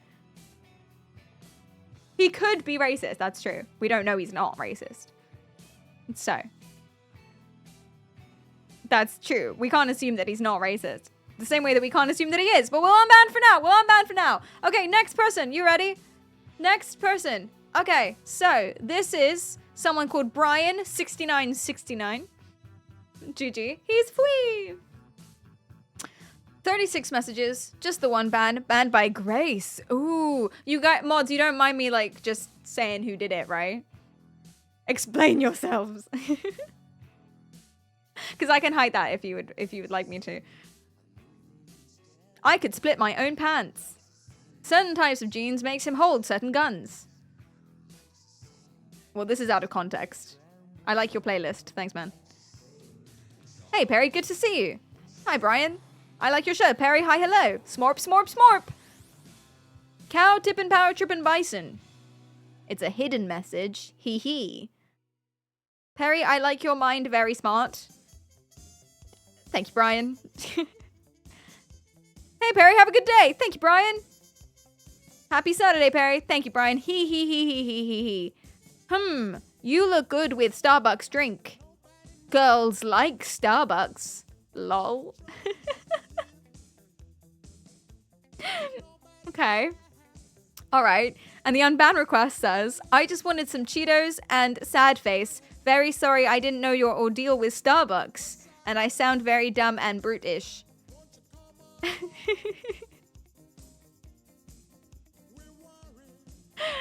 I don't know what that means. I don't know.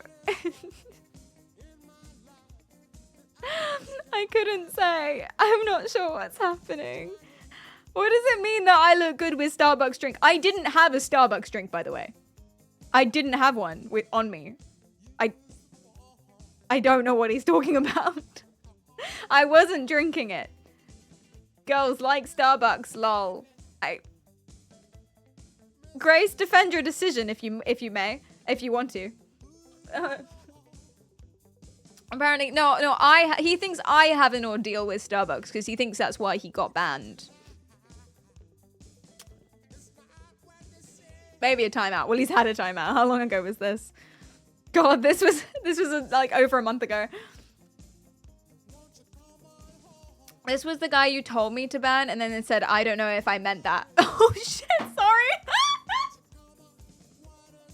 Oh no. Wait, really? I was streaming in California, and then I was like, Grace, ban this guy. And I was like, I don't know if I mean that. And then you were like, okay. This is what I'm saying. Never let me mod. Oh my god. I still don't know if I mean it. He's weird. This is a weird guy. This is a quirky dude. Brian6969. Girls like Starbucks. You look good with Starbucks drink. Did I have Starbucks then? No. Maybe I did. Wait, shit, if we were IRLing. Maybe I did then. I mean, that's still a weird thing to say. It's slightly less weird if there's context, but it's still a weird thing to say. I don't know. Unban them, be free. Yeah. Fine. Starbucks. I think I'm just gonna feed into the idea that I just really don't like Starbucks. Like, I just really have a like, I'm just gonna really keep making him think that's what it is, I guess. Do you need rules for what's bannable behavior? No, I don't. You did get Starbucks at TwitchCon one day. So he said I look good with Starbucks drink.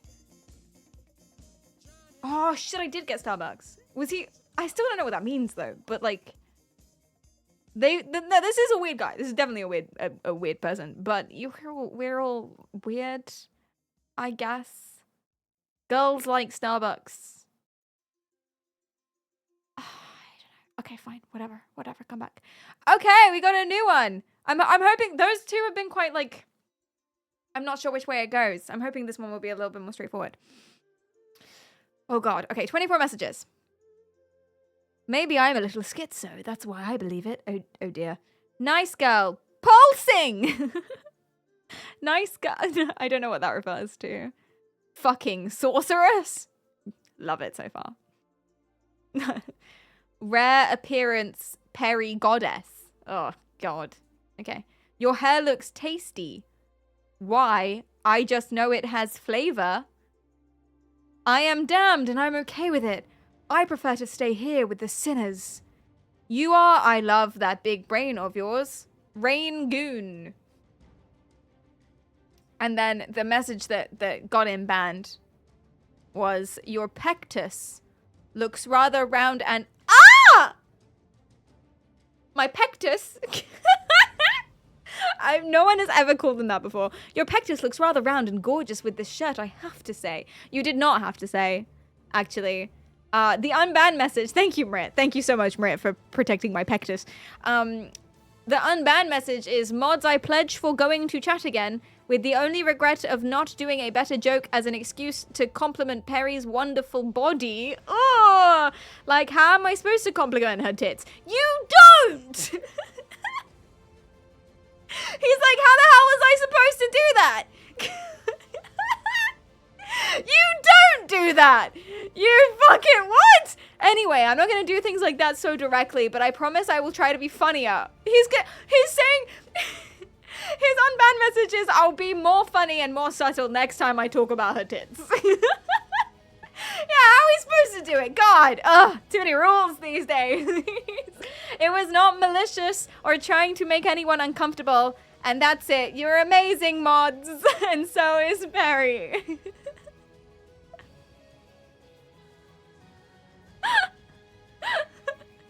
He's not gonna do it so directly next time, and when he does talk about my tits, he'll try to be funnier, chat. He'll try to be funnier. What the hell? The weird thing is that usually when people get banned for this reason, like being really creepy and gross, either they know what they're doing is wrong and they're doing it to be mean, right? To be annoying. They're trolling. Or they're really creepy and really weird people. But this person actually seems quite like clocked in. Do you know what I mean? Somehow that's worse.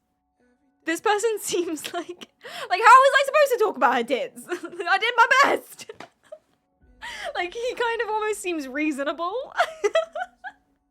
I think he's just drunk, maybe. Weirdly, he seems somewhat reasonable.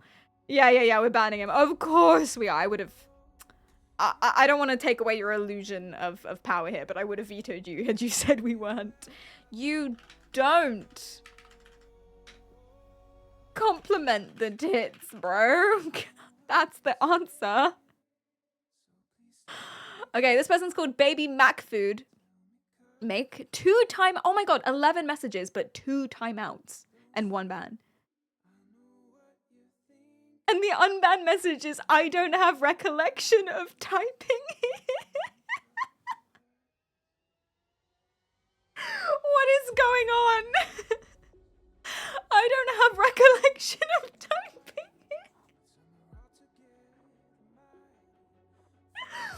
The fuck is wrong with my chatters? Like, are you guys okay? Well, you guys are fine. These guys are... Okay, so he comes in and he goes, you study psychology? Is Freud correct on anything you said? And then, okay, 9 days later, do you think being attracted to your cousin is wrong? You love these kinds of stuff because you are corrupted and deviant, but you can still find calmness. At that point, Kleist had had enough. If you hook up with friend's mum, you don't have to tell him. Then 2 weeks later, if not longer, Fauci did it. Are you actually Catholic? No response for 21 minutes. Are you Catholic? But what really did it was another 3 weeks later, they go, this guy looks great, no homo.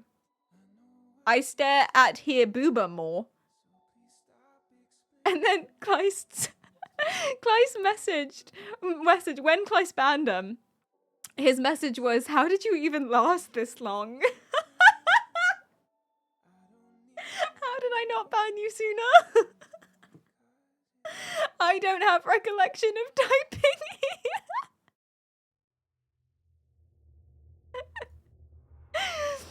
Okay, are we banning or unbanning? I don't think it will even affect him either way. I don't.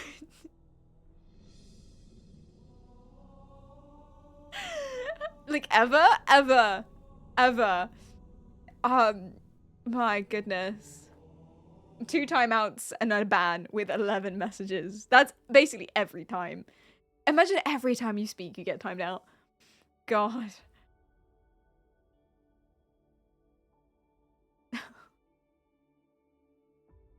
Yeah, we're banning them? Yeah, I think so. Oh dear. Okay. This person, ooh, this is an interesting one. Oh, okay, never mind. Usually with stuff like this, I would wait for the mod because clearly there was more context that we were missing. But they're called Doubt with No Adaptation Axon. And they come in just one message, hi beautiful. Banned. Now that's not enough for a direct ban. So clearly they're an alt account of someone else, I would imagine, is why Kleist banned them. So usually I would wait for Kleist, but we don't actually need to, and I'll tell you why. The unban request says, legs and toes painted black, you are a hot enough brunette for it. It was an alt account as well. Hi, Kleist. It was an alt account, yeah. Just gonna go ahead and, sorry, I'm not polling this one. Ew. Oh, why do I keep doing that?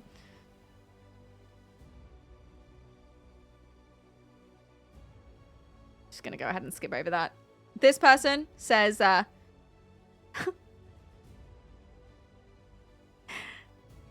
Snap, question mark? Do you have Snapchat? Peace emoji, show boobs.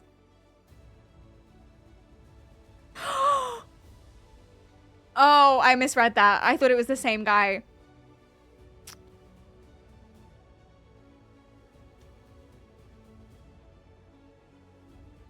I thought it was Pectus, dude. But it's not. All right, guys. We actually can't stay. We gotta get going. We gotta get a move on. And I'll tell you why. Because it is time for movie night. Hence the music.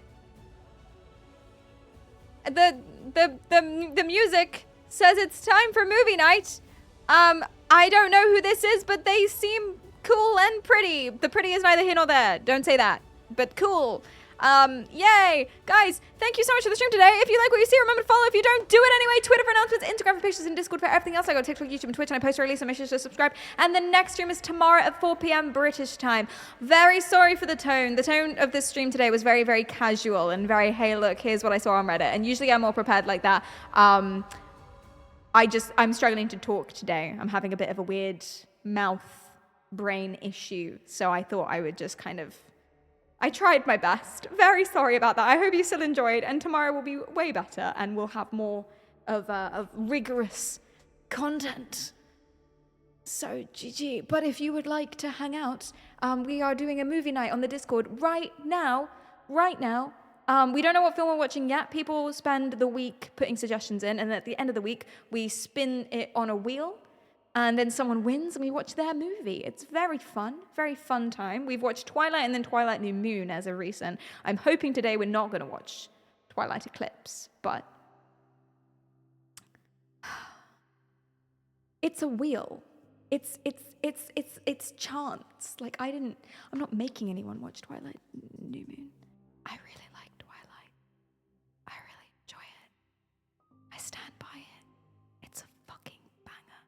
It's the worst film that was ever made, but it's magnificent. Everyone is abusive in that film, or being abused, and it's wonderful.